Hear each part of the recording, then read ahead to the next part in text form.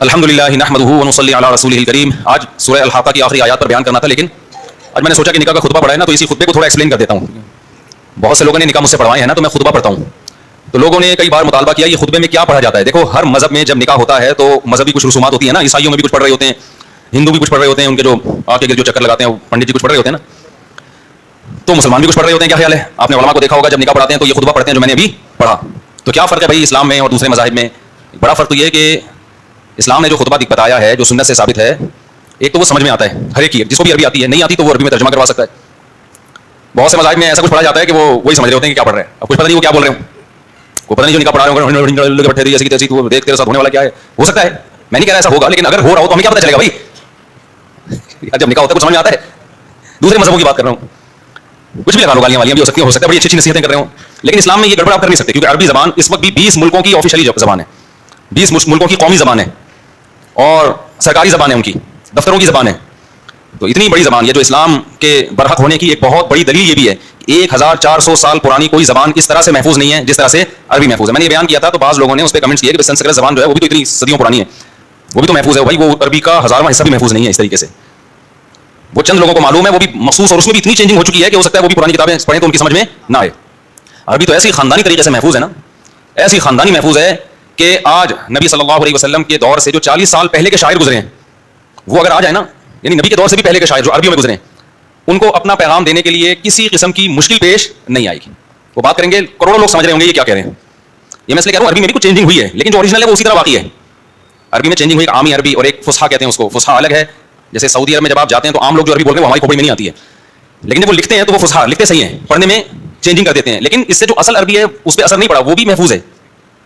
جیسے قل کو گل بول دیا انہوں نے، قالا کو گالا بول دیا، اس طرح کے الفاظ چینج ہوئے ہیں، لیکن جو لکھنے میں گالا تھوڑی آئے گا، وہ لکھنے میں تو قالا ہی آئے گا، اور کوئی صحیح پڑھنا چاہے تو پڑھ سکتا ہے. تو ہمیں تو کنفیوژن اس لیے ہوتی ہے کہ ہم نے تو گاف کا لفظ ہی نہیں سنا ہوتا نا. عربی میں 1400 سال پہلے پانی کو کیا کہتے تھے؟ الماء. آج بھی کیا کہتے ہیں؟ بولو، الماء. عربی میں آسمان کو سما کہتے تھے، آج بھی کیا کہتے ہیں؟ سما. زمین کو عرض کہتے تھے، آج بھی کیا کہتے ہیں؟ عرض. ابا کو اب کہتے تھے، آج بھی کیا کہتے ہیں؟ اب بھی کہتے ہیں. ابا کو پہلے بھی اب کہتے تھے، اب بھی اب کہتے ہیں. اماں کو کہتے تھے، آج بھی کیا کہتے ہیں؟ کہتے ہیں. خالہ کو خالہ کہتے تھے، آج بھی کیا کہتے ہیں؟ خالہ. پھوپھی کو اماں کہتے تھے، آج بھی کیا کہتے ہیں؟ اماں. دوسری زبانوں میں اتنی چینجنگ ہوئی ہے کہ زبان کیا کلچر ہی چینج ہو گیا. انگلش میں پہلے پھوپھی کو جو کچھ کہتے تھے وہ تو گیا، پھوپھی بھی گئی. نہیں بات سمجھ میں، یعنی صرف زبان چینج نہیں ہوئی، بندے ہی چینج ہو گئے. پہلے ان لوگ کیا بھی ہوتی تھی، انگلش میں پھوپھیاں بھی ہوتی تھی، خالہ بھی ہوتی تھی، تو وہ رشتہ داری کا نظام ختم ہو گئے، پھوپھی مارکیٹ سے کیا ہو گئی؟ شارٹ ہو گئی. تو پھوپھی کا لفظ ہی شارٹ ہو گیا، اتنی چینج. اب ابا تو شارٹ ہو گیا لیکن فادر کا لفظ ہے. ہو سکتا ہے 100-150 سال کے بعد ابا کے لیے کوئی لفظ ہی یوز نہ ہو. ابا کیا ہوتے ہیں؟ انکل ہوتے ہیں، انکل ہوتے ہیں. واللہ عالم، اتنا مجھے نہیں پتا. خیر، تو اتنی چینجنگ. عربی نے دوسری زبانوں پہ اثرات ڈالے، اردو پہ آ گئی، فارسی میں آ گئی، انگلش میں آ گئی. بہت سے الفاظ انگلش میں بھی عربی کے، آپ حیران ہوں گے. اتنی جاندار زبان ہے کہ دوسری زبانوں کو چینج کر دیا اس نے. اردو میں کتنے الفاظ ہیں صبح شام ہم استعمال کرتے ہیں جو چینج ہو کے عربی کے آئے ہوئے ہیں. فارسی میں کتنے الفاظ ہیں، ہر زبان میں ہیں. تو یہ بھی ایک اسلام کا معجزہ ہے. ایک انگریز نے یہ بات لکھی ہے، انگریز نے، گورے نے، کہ اگر کوئی شخص یہ چاہتا ہے کہ اس کی تحقیق، اس کی ریسرچ 1000 سال کے بعد بھی لوگ سمجھیں تو اس کے پاس عربی کے علاوہ کوئی اور آپشن نہیں، اس کو اپنی تحقیق عربی میں لکھنی پڑے گی. نہیں، یہ بات سمجھ میں. آج جو 1000 سال پہلے عربی کی کتابیں تھیں نا، وہ بالکل اس طرح سمجھ میں آتی ہیں جیسے ہم اپنی مدر لینگویج میں کسی سے بات کر رہے ہیں. علماء کی بات کر رہا ہوں، ان کو ایسے سمجھ میں آتی ہیں، وہ چینج نہیں ہوئی نا.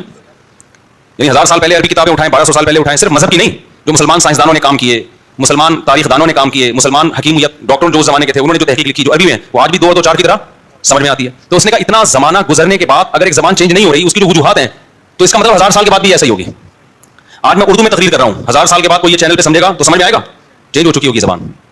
آپ انگلش اٹھا کے دیکھ لیں 200 سال پہلے کی، 250 سال پہلے کی. یہ بیٹھے ہیں لندن والے، سمجھ میں آئے گی 250 سال پہلے کی انگلش کسی کے؟ وہ پڑھے گا نہیں آئے گی سمجھ میں کیا لکھا ہوا بھائی. سمجھتے ہو کہ نہیں سمجھتے؟ اور آج کے بعد 250 سال بعد جو انگریزی بول رہے ہوں گے وہ آج والی نہیں ہوگی. آج انگلش میں کوئی ریسرچ ہے تو اس کا ٹرانسلیشن کرنی پڑے گی، اس کو چینج کرنا پڑے گا نئی زبان میں. تو انگریز نے بڑی خاندانی بات کہی. اس نے کہا اگر کوئی چاہتا ہے نا کہ اس کی بات 1000 سال کے بعد بھی اسی طرح سمجھ میں آئے جیسے آج آ رہی ہے، تو اپنی تحقیق اس کو کس زبان میں کنورٹ کرنی پڑے گی؟ عربک میں. اور حقیقت ہے آپ 1000 سال پرانی جو مسلمان سائنسدانوں نے کتابیں لکھی آج بھی سمجھ میں آ رہی ہیں، لیکن کسی اور زبان میں لکھی وہ سمجھ میں کسی کی بھی نہیں آ رہی، چینج ہو گئی. تو خیر، میں اصل موضوع کی طرف آتا ہوں. دوسری زبانوں میں ہم جب دیکھتے ہیں وہ پتہ نہیں کیا کہہ رہے ہوتے ہیں، دولہے دلہن کو کیا سمجھا رہے ہوتے ہیں، کچھ بھی چل رہا ہوتا ہے نا. اسلام نے ہر چیز میں ہمیں ایک آلٹرنیٹ دیا. اسلام نے نکاح کا ایک طریقہ بتایا، اور ایسا خاندانی طریقہ اسلام نے رکھا ہے کہ اس سے بہتر کوئی طریقہ ہو نہیں سکتا. سادہ بنایا، خطبہ رکھا، الحمدللہ نحمدہ، تمام تعریفیں اس اللہ کے لیے ہیں، ہم اس کی تعریف کرتے ہیں، اس کی حمد و ثنا بیان کرتے ہیں. ونستعینہ، تمام معاملات میں مدد کس سے طلب کرتے ہیں؟ اس اللہ سے. دولہا دلہن کو خاندانی بنایا جا رہا ہے کہ نہیں بنایا جا رہا ہے بھائی؟ توحید، شرک سے پہلے ان کو توبہ کرائی جا رہی ہے. ونستغفرہ، اے اللہ جو کچھ ہم سے کوتاہیاں ہو چکی ہیں ہم تجھ سے معافی مانگتے ہیں.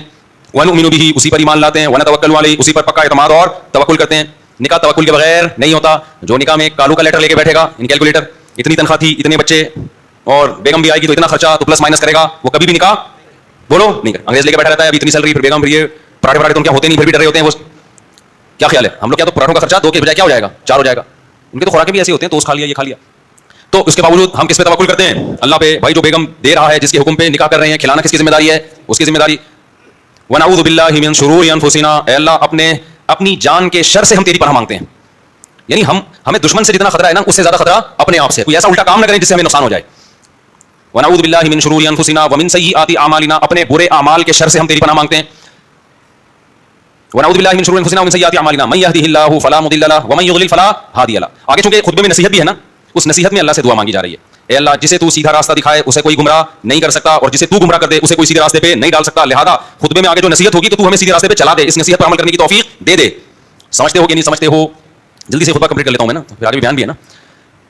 تو من يهده الله فلا مضل له ومن يضلل فلا هادي له ونشهد ان لا اله الا الله وحده لا شريك له, اور میں گواہی دیتا ہوں کہ اس اللہ کے سوا کوئی عبادت کے لائق نہیں ہے, اپنے مسلم ہونے کا اظہار. ونشهد ان محمدا عبده ورسوله, اور گواہی دیتا ہوں کہ محمد اللہ کے بندے اور اس کے رسول ہیں. کلمے میں جہاں بھی آیا ہے بندے کا لفظ پہلے, رسول کا لفظ بعد میں. کیوں؟ اللہ کو یہ بات معلوم تھی کہ رسول ہونے کی وجہ سے لوگ اتنا پروٹوکول نہ دیں کہ بندگی سے نکال دیں, جیسے کہ یہود و نصارہ نے کیا. گمراہی عقیدت میں پھیلتی ہے, جہاں عقیدت نہیں ہے وہاں گمراہی کا آپشن نہیں ہے. دیکھو میاں بیوی کو ایک دوسرے سے محبت ہوتی ہے, عقیدت بالکل بھی نہیں ہوتی, لہذا میاں بیوی ایک دوسرے کو گمراہ نہیں کر پاتے ہیں کہ عقیدہ خراب کر دیا. ایسے بھی نکاح ہوئے ہیں, مرد مسلمان ہے, عورت عیسائی ہے, لیکن ایسا نہیں ہوا کہ اس کی وجہ سے مرد عیسائی ہو گیا. یہ بھی ہو سکتا ہے آپ کا باس غیر مسلم ہو, لیکن ایسا نہیں ہو سکتا اس کی وجہ سے آپ غیر مسلم ہو جائیں. گڑبڑ کہاں آتی ہے؟ جہاں آپ کو عقیدت ہو. عقیدت اس محبت کو کہتے ہیں جو کسی کی بزرگی کی وجہ سے ہو رہی ہو. یہاں لوگوں کی اصلاح بھی ہوتی ہے اور لوگ اس عقیدت میں گمراہ بھی ہوتے ہیں, کیونکہ جب آپ کو کسی سے عقیدت ہو گئی نا تو آپ کے دماغ میں کھوپڑی میں یہ بات آ جاتی ہے کہ اب یہ جو کہے گا صحیح کہے گا. جیسے پھونکوں والی سرکار, لوگوں کو عقیدت ہو گئی نا, اب لوگ یہ نہیں دیکھ رہے کہ پھونکوں والی سرکار نے اگر واقعی پھونک لگا کے اس لنگڑے کو سیدھا کر دیا ہے تو آغا خان ہاسپٹل میں کیوں نہیں بیٹھ جاتا؟ بھائی تو کامن سینس کی بات ہے نا. بھائی اتنے معذور آ رہے ہیں بائکوں سے گرنے والے, آپ ایک سلنڈر میں پھونک بھر کے دے دیں, ہم اسی سلنڈر سے لوگوں کو اسپرے کرتے رہیں گے, ٹانگیں صحیح ہوتی رہیں گی. کیا خیال ہے بھائی؟ لیکن عقیدت انسان کو اندھا کر دیتی ہے.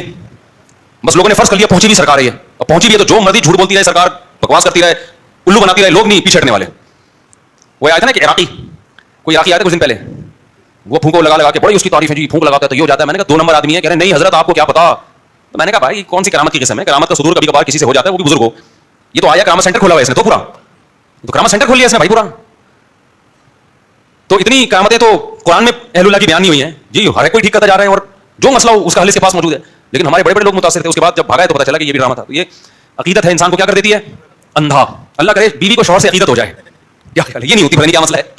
محبت تو کرتی ہے, عقیدت نہیں. عقیدت کا مطلب کہ بھائی بس محبت ہے, میرے بچوں کا باپ ہے, زیادہ بزرگ نہیں مانتی اس کو وہ, کہ عقیدت میں پاگل ہو جائے کہ میرے بہت میاں بہت اچھے بچے کیا ہیں. بھائی محبت ہے, مجھے میرے بچوں کا باپ ہے, گیس بجلی کا بل دے دیتا ہے, بہت اچھا آدمی ہے. محبت ہے اس وجہ سے بیوہ نہیں ہونا چاہتی, طلاق بھی نہیں چاہتی. عقیدت نہیں ہوتی ہے. عقیدت کس سے ہوتی ہے؟ علماء سے, بزرگوں سے, مذہبی رہنماؤں سے. اب جس سے عقیدت ہو گئی وہ اگر ٹھیک ہے تو آپ اس سے عقیدت کی وجہ سے ٹھیک ہو جاؤ گے, اور جس سے عقیدت ہوئی ہے وہ اگر 2 نمبر ہے تو آپ اس سے عقیدت کی وجہ سے گمراہ ہو جاؤ گے. اس لیے عقیدت بہت محبت کر لو جس سے چاہو, اتنا بھی نہیں جس سے چاہو کرو, لیکن اس میں وہ اتنی خطرناک چیز نہیں ہے. عقیدت کرنے سے پہلے نا, کسی کو اچھا سمجھنے سے پہلے, اس کی بزرگی کا عقیدہ دل میں بٹھانے سے پہلے بہت دفعہ سوچو, پرکھو اس کو 20 طریقے سے. اسی وجہ سے ہم یہ کہتے ہیں کہ کسی کو بزرگ مان لینا, یا بزرگ مان لینے میں تو حرج نہیں ہے, بزرگ بنا لینا, کہ اس سے اصلاحی تعلق قائم کر لینا. کیا آج سے میرے یہ پیر صاحب ہیں, لوگ کہتے ہیں نا مرشد پیر بنایا ہوتا ہے نا. رشتہ تلاش کرنے میں اتنی تک و دو نہ کیا کرو, لیکن کسی بزرگ سے بیعت ہونے میں اس سے زیادہ ٹینشن اٹھایا کرو, اس کو پرکھا کرو. سمجھتے ہو کہ نہیں سمجھتے؟ لوگ بیعت ہوتے ہیں نا, فلاں بزرگ کے ہاتھ پہ بیعت ہو گیا, اس سے اصلاح لے رہا ہوں, یہ بہت مبارک عمل ہے, اس کے بڑے فائدے ہوتے ہیں. لیکن یہ جب مبارک عمل ہے جب جس کے ہاتھ پہ بیعت ہو رہے ہو وہ 2 نمبر آدمی نہ ہو, وہ کیا ہو؟ وہ 1 نمبر. اس کے پاس علم بھی کامل ہو اور عمل بھی کامل ہو اور اصلاح کرنا بھی جانتا ہو اور سوسائٹی کا بھی علم ہو. 4 چیزیں ہیں زمانے میں کسی کو بزرگ بنانے کے لیے. 4 میں سے ایک شرط بھی مارکیٹ سے اسٹارٹ ہوگی نا, وہ الٹا نقصان ہوگا آپ کو.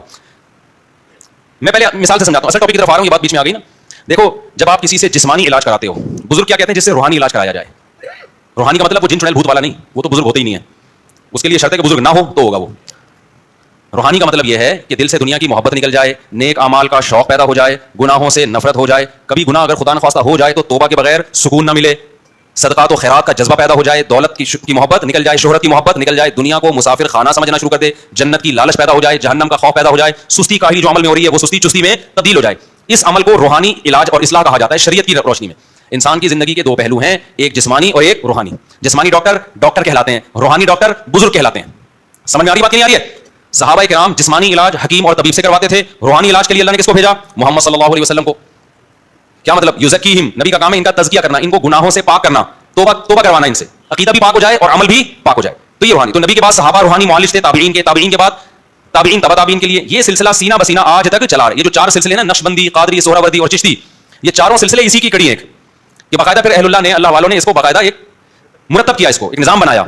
जैसे फिक़ा पहले बिखरा हुआ था ना, फिक़ी मसाइल, लेकिन उस बिखरे हुए काम को फुक़हा ने समेट के चार सिलसिलों में बंद कर दिया। हनफी, मालिकी, शाफी, हम्बली, चारों फर्क हैं। तो ऐसे ही जो इस्लाह उम्मत का काम था ना, जिसको तसव्वुफ नाम दिया जाता है, ये रूहानी इलाज कहा जाता है, ये भी बिखरा हुआ था। तो ये चार सिलसिलों में क्या हो गया? बंद हो गया। चिश्ती, कादरी, सोहरावर्दी और नक्शबंदी, इसमें बड़े बड़े बुजुर्ग गुजरे हैं। अब जैसे ये जो चार सिलसिले हनफी, मालिकी, शाफी, हम्बली, इसमें बड़े बड़े फुक़हा गुजरे, लेकिन बिदअती भी गुजरे। तो ऐसे ही ये चार तसव्वुफ के सिलसिले में बड़े बड़े अल्लाह वाले गुजरे, मगर 2 नंबर भी गुजरे। क्योंकि फौरन लोग मिसाल देते हैं, फलां 2 नंबर था, 2 नंबर तो हर तबके में होते हैं ना, इसका ये मतलब थोड़ी होता है कि सिलसिला गलत हो गया। तो पूरी दुनिया में जहां भी आप जाएंगे ना, जितने बड़े बड़े अल्लाह वाले गुजरे, मेजॉरिटी इन्हीं चारों सिलसिलों में से किसी में से ताल्लुक नजर आएगा आपको। ये किसके लिए? रूहानी इलाज। अब रूहानी इलाज का मतलब समझ गए? क्योंकि ये आम लोग फिर कैश कराते हैं, देखो मुफ्ती साहब भी रूहानी इलाज के कायल हैं, लिहाजा ये चुड़ैल हमसे भगवाइए, वो रूहानी इलाज नहीं। और कुरान में जो अल्लाह ने फरमाया कि ये कुरान शिफा है लोगों के लिए, तो उससे भी जिस्मानी शिफा, ये चुड़ैल वाली शिफा मुराद नहीं है, ये चुड़ैलें भागेंगी। इससे भी क्या मुराद है? रूहानी शिफा। इंसान रूहानी तौर पे बीमार होता है, हसद, ये रूहानी बीमारी है। दूसरे के पास पैसा आ रहा है, टेंशन आपको हो रही है, अबे तू तेरे से छीन थोड़ी रहे हैं या तो तेरा पैसा उठा के उसको दे रहे होते, तो तुझे क्या ख्याल है? उसका चैनल मोनेटाइज हो गया, हमारा मोनेटाइज नहीं हुआ, तो उसके मोनेटाइज होने की वजह से तेरा डीमोनेटाइज हुआ है भाई। आजकल ये भी यूट्यूबर में चल रहा है, अबे हमने 5 साल पहले बनाया था, उसने पिछले साल बनाया है, उसने वो गाली भी दे देता है, उसके व्यूज लाखों, और हम इतनी अच्छी अच्छी बातें कर रहे हैं, हमारे कोई व्यूज ही नहीं है। ये भी चल रहा है मार्केट में। एक यूट्यूबर आया मेरे पास, कह रहा मैं इतनी मेहनत से मुफ्ती साहब मेहनत करके एक चीज बनाता हूं और बड़ी तमीज से चलती नहीं है, और आप एक लतीफा छोड़ते हो हिट हो जाता है कह रहा लतीफा छोड़ते हो, तो मैंने कहा आप भी छोड़ दो, वो कह रहे हैं वो छोड़ते हैं, वो भी नहीं हिट हो रहा, उससे अच्छा लतीफा छोड़ रहे हैं, वो नहीं चल रहा। समझ आ रही? यूट्यूब की दुनिया में ये भी क्या चल रहा है? एक कंपटीशन चल रहा है। तो ये जिस्मानी बीमारी है, रूहानी बीमारी है। आपका मोनेटाइज नहीं हो रहा, इस पे अफसोस होना समझ में आता है, ये नेचुरल है। लेकिन दूसरे का क्यों हो रहा है, इस पे टेंशन लेना, ये नेचुरल नहीं, ये हसद है। आग में जल रहे हो, सासों नंदों में और जेठानियों में जो कुछ हो रहा होता है ना, ये नेचुरल, ये हसद है। तो ये हसद क्या है? ये रूहानी बीमारी है। जो साफ दिल के लोग होते हैं वो जेलस नहीं होते, वो कहते हैं अल्लाह ने तुझे पैसा दिया, अल्लाह करे तुझे और मिल जाए, खुश होकर दुआएं देते हैं। और हसद का इलाज भी यही है कि जिससे हसद हो रहा है ना, उसको और दुआएं देना शुरू कर दो। दिल तो जलेगा, कमबख्त, दिल तो चाह रहा है तू मरे, हमारे पास रक्षा नहीं है, तेरे पास गाड़ी आ गई, हमारी एक नहीं हो रही, 4 को लेकर घूम रहा है। ये कमारों की हसद होती है, हसद होता है कमारों को भी। तो उसका असल हल क्या है? तो और दुआएं दो, इससे जो है थोड़ा सा दिल पे आड़े चलते हैं, लेकिन ये हसद के जज्बात क्या हो जाते हैं? खत्म। जब आप दुआएं देना सीखोगे तो फिर दिल बड़ा हो जाता है इंसान। और ये भी सोचा करो कि मेरे जलने से सिवाय मैं और काला हो जाऊंगा, इससे कोई फर्क कुछ भी नहीं होगा। जितना जलेगा टेंशन, चेहरे की रौनक खत्म। खुश आदमी के चेहरे पे रौनक होती है, और जो खुश नहीं रहता वो अंधेरे में नजर ही नहीं आता, इतना चेहरा पे रौनक हो जाता है उसका। अच्छा मेरे भाई, तो ये जो रूहानी हल है, हसद है, बुग़्ज़, खामखा का कीना, छोटी सी बात दिल में लेके बैठ गए। कुछ लोग बड़े ज़र्फ़ के होते हैं, झगड़ा हुआ, दिल में नफरत आई, माफी तलाफी हुई, दिल में नफरत खत्म, ये अच्छे लोग होते हैं। कुछ होते हैं लेके बैठ जाते हैं।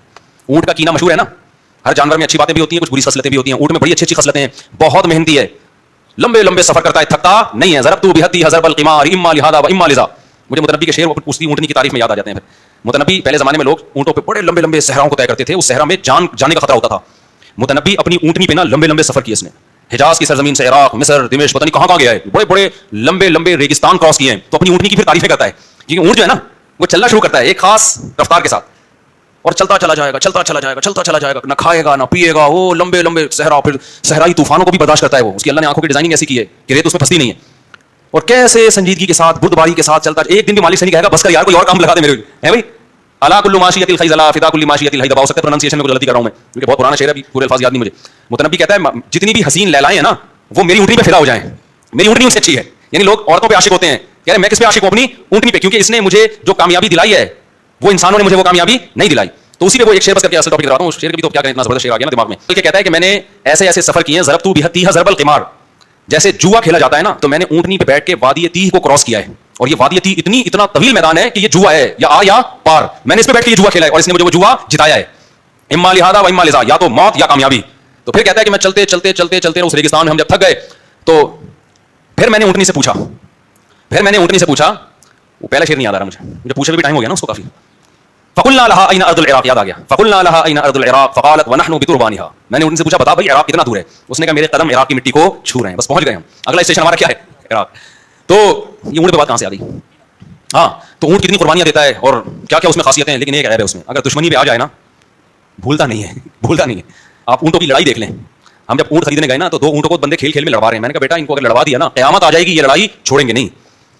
वो फिर कहीं भी देख लेता है ना उस ऊँट को कि इसने मुझसे फटा किया था, उधर ही भागेगा, फिर वो खत्म नहीं करता। इसी तरह किसी इंसान से ऊँट को बोझ हो जाए, उसका पीछा नहीं छोड़ता। फिर आप उससे सॉरी करें, उसी की ज़बान में माफी मांगें, उसको खिलाएं, उसको पिलाएं, वो कहता है नहीं भाई तू वही है ना, तू वही है जो व्लॉग के नाम पे लाके मुझे ज़बह किया था, नहर किया था तूने, तो वो नहीं छोड़ता। अब ये कीना इंसानों में भी होता है, तो ये अच्छी चीज़ है बुरी चीज़ है? बुरी चीज़ है। ये रूहानी बीमारी है। ये सारी اخلاقی برائیاں ہی تو انسانوں کو تباہ کر رہی ہیں. کینہ ہے, دنیا کی محبت ہے, مسافر خانہ نہیں سمجھے دنیا کو. زندگی 4 دن کی ہے اور دل کہاں اٹکا ہوا ہے ہزار گز کے بنگلوں میں. اس دن ہمارا بھانجا مجھے کہنے لگا, میں چونکہ مرغیاں بڑے شوق سے پالی ہوئی ہیں نا, مرغیاں, تو میں اکثر ایک واقعہ بتاتا ہوں نا, جان کیسے نکلے گی, دولت مند آدمی کی جان کیسے نکلے گی. تو یہ مجھے کہہ رہا ہے آپ کی جان کیسے نکلے گی, تو مرغیاں انڈوں میں اٹکی ہوئی ہے. میں نے کہا مرغیوں سے جان نکلنا آسان ہے, بنگلوں سے جان نکلنا مشکل. ہماری تو اٹکے گی, ہم کہیں گے بھائی ہم مر رہے ہیں, ساری کھا جانا, ٹھیک ہے. انڈے وراثت میں تقسیم کر دینا, بیٹے کو 2 انڈے, بچی کو 1 انڈا. چوزا نکل گیا اس کی قسمت, نہیں تو انڈا کھا لے وہ. تو ہماری جان اگر مرغیوں میں اٹکی ہوئی ہے تو مرغیاں میں اٹکی ہوئی جان آرام سے نکل آتی. بحریہ ٹاؤن میں اٹکی ہوئی جان آسانی سے نہیں نکلے گی. جو بڑے بڑے اپارٹمنٹ ہیں ان میں اٹکی ہوئی جان آسانی سے نہیں نکلے گی. ایک بلڈر کی ڈیتھ ہوئی نا کچھ وقت پہلے, اتنا بڑا بلڈر تھا, اتنے اپارٹمنٹ اس کے پروجیکٹ پہ کروڑوں کے پروجیکٹ پہ کام چل رہا تھا. اب آپ بتاؤ جب موت کا فرشتہ آیا ہوا چلو تو نکلے گی جان آرام سے. کہا بھائی اتنا سریا میں نے اس لیے تھوڑی ڈالا ہے کہ ابھی میں نے جانا تھا, اتنا سریا یار کوئی بات ہے ابھی لے کے جا رہے ہیں مجھے. ہمارے ایک جاننے والے تھے, بچپن کا واقعہ ہے, لاکھوں روپے لگا کے انہوں نے زمانے میں لاکھوں کی کروڑوں کے برابر تھے, شیش محل بنایا. ہم اس کو شیش محل کہتے تھے, اتنا بہترین بنگلہ. جس دن بنگلہ بن کے تیار ہوا ہے اسی دن ان کی ڈیتھ ہو گئی. لوگ باتیں کر رہے تھے یار اس بیچارے نے اتنی محنت کر کے گھر بنایا اور رہنا نصیب نہیں ہوا. تو بھائی گھر بناؤ جو مرضی, دل نہیں اٹکاؤ. یہ مٹی کے گھروندے ہیں, اتنا ہی دل لگاؤ جتنا بچے کھلونوں سے دل لگاتے ہیں. بس اس سے زیادہ فری کرانے کی ضرورت نہیں ہے. پائیداری نہیں ہے نا اس چیز میں, پائیداری نہیں. آپ جب مال دکان سے خریدتے ہو بولتے ہو پائیدار ہے یا نہیں ہے. چپل خریدتے ہو کیا بولتے ہو پائیدار ہے یا نہیں ہے. بعض چپلیں بڑی خوبصورت ہیں, پائیدار نہیں ہے, صرف عید کے دن پہنی شام کو ٹوٹ گئی وہ. اور بعض کمپنیاں ہوتی ہیں ان کی چپلیں کیا ہوتی ہیں پائیدار. آپ کے بچوں کی وراثت میں چپلیں تقسیم ہو رہی ہوتی ہیں, ایسی پائیدار ہوتی ہیں. تو جب ایک چیز غیر پائیدار ہو اور ایک پائیدار ہو, کس کو فوکس کرو گے؟ جو پائیدار چیز ہوتی ہے اس کو فوکس کیا جاتا ہے نا. اچھا یہ جو قربانی کے جانور ہم ذبح کرتے ہیں نا, بعض لوگ رو رہے ہوتے ہیں, یہ واقعی کیفیات ہوتی ہیں. جانور ایسا پل جاتا ہے, انسان کو ایسی محبت ہو جاتی ہے, پھر انسان کہتا ہے یار اللہ نے کیوں ہمیں حکم دیا ہم کاٹیں. اصل میں یہاں بھی اللہ آپ کو قربانی میں دنیا کا مسافر خانہ ہونا بتا رہا ہے کہ آج نہیں تو کل جدا ہونا ہے. بعض لوگ پالتے ہیں, ہماری والدہ نے بکری پالی تھی, وہ بکری بیچاری بیماری میں مر گئی. وہ اتنی والدہ کو اس بکری سے اور بکری کو ہماری والدہ سے محبت ہو گئی تھی کہ جس دن وہ بکری مر رہی تھی ہماری والدہ ہچکیاں لے کے رو رہی تھی. یہاں میں غیر مسلموں کے لیے ایک بات کرنا چاہتا ہوں. آج کچھ بکھرا ہوا کھچڑی پکا ہوا بیان ہو رہا ہے تو چلنے دو, کوشش کروں گا ٹاپک پر رہوں میں. بہت سے غیر مسلم یہ کہتے ہیں کہ مسلمان بڑے ظالم ہوتے ہیں, جانوروں کو کیا کرتے ہیں بقرعید میں کاٹتے ہیں, رحم دل نہیں ہوتے. یہ بات 100% غلط ہے. ہم جب جانور پالتے ہیں نا تو ہمیں کاٹتے ہوئے اس پہ ترس بھی آتا ہے اور ہمارا دل بھی دکھتا ہے. ایسا نہیں ہے کہ دل نہیں دکھتا. سوال پیدا ہوتا ہے پھر کاٹتے کیوں ہیں بھائی؟ اگر تم مشورہ دیتے ہم نہیں کاٹتے. یہ حکم کون دے رہا ہے؟ اللہ حکم دے رہا ہے. اللہ کہہ رہا ہے میری محبت اور اس کی محبت میں ترجیح کس کو دیتے ہو؟ اللہ کے مقابلے میں, کیونکہ پیدا کس نے کیا ہے؟ اللہ نے کیا ہے. تو ہم اس اللہ کو مانتے ہیں جس کے لیے ہمیں قربانی دینی پڑے. جبکہ آپ جس اللہ کو مان رہے ہو اس اللہ کا سوائے عرش پہ بیٹھا ہوا آپ کے ساتھ اور کوئی رشتہ ہے ہی نہیں. جب بھی کوئی آپ سے محبت کرتا ہے تو محبت کا امتحان لیتا ہے کہ نہیں لیتا؟ وہ امتحان لیتا ہے. تو اللہ بھی, اور پھر اس میں جانوروں کا بھی فائدہ ہے. وقتی طور پہ تو یہ کٹ رہا ہے, اسی کے کام آ رہا ہے, انسانوں کا پیٹ بھر رہا ہے. اگر یہ نہ کاٹتے تو یہ جانور بوڑھے ہو کے ایسے ترس کے مرتے جیسے کہ غیر مسلم اولڈ ہاؤس میں مرتے ہیں. نہیں آئی بات میرا خیال ہے سمجھ میں. انسان کا بڑھاپا تو اولاد کی وجہ سے یا رشتہ داروں کی وجہ سے اچھا گزر لیتا ہے, ورنہ آج بوڑھے انسانوں کو نہیں لوگ پوچھ رہے, گورنمنٹ خیال کر رہی ہے. تو بوڑھے جانوروں کو کون پوچھے گا؟ یہ گائے اگر بوڑھی ہو جائے اور کاٹنے پر پابندی ہو کہ اس کے جب جوانے کاٹ نہیں سکتے, یا بیل کی بات کر لیتے ہیں, کاٹ نہیں سکتے, تو یہ کیا ہوگی؟ بڑھاپے تک پہنچے گی نہیں پہنچے گی؟ تو بڑھاپے میں تمہارا واپس کا پیٹ بھرے گا. ابے کیا ہو گیا؟ دوبارہ سے بات چیزیں اتنی کچھ ہو جاتی ہے نا, سمجھ میں نہیں آتی. دیکھو یہ جو گائے ہے نا یا بیل ہے, یہ وہ جانور ہے جس کا پیٹ انسان بھرتے ہیں. یہ خود سے اپنا پیٹ نہیں بھر سکتے, ان کو بہت زیادہ خوراک چاہیے. حتیٰ کہ گاؤں دیہاتوں میں بھی رہتے ہیں تو انسان ان کا پیٹ بھرتے ہیں. زمین پہ چرنے کے لیے چھوڑیں گے تو ان کے لیے اسپیشل گھاس لگانی پڑتی ہے.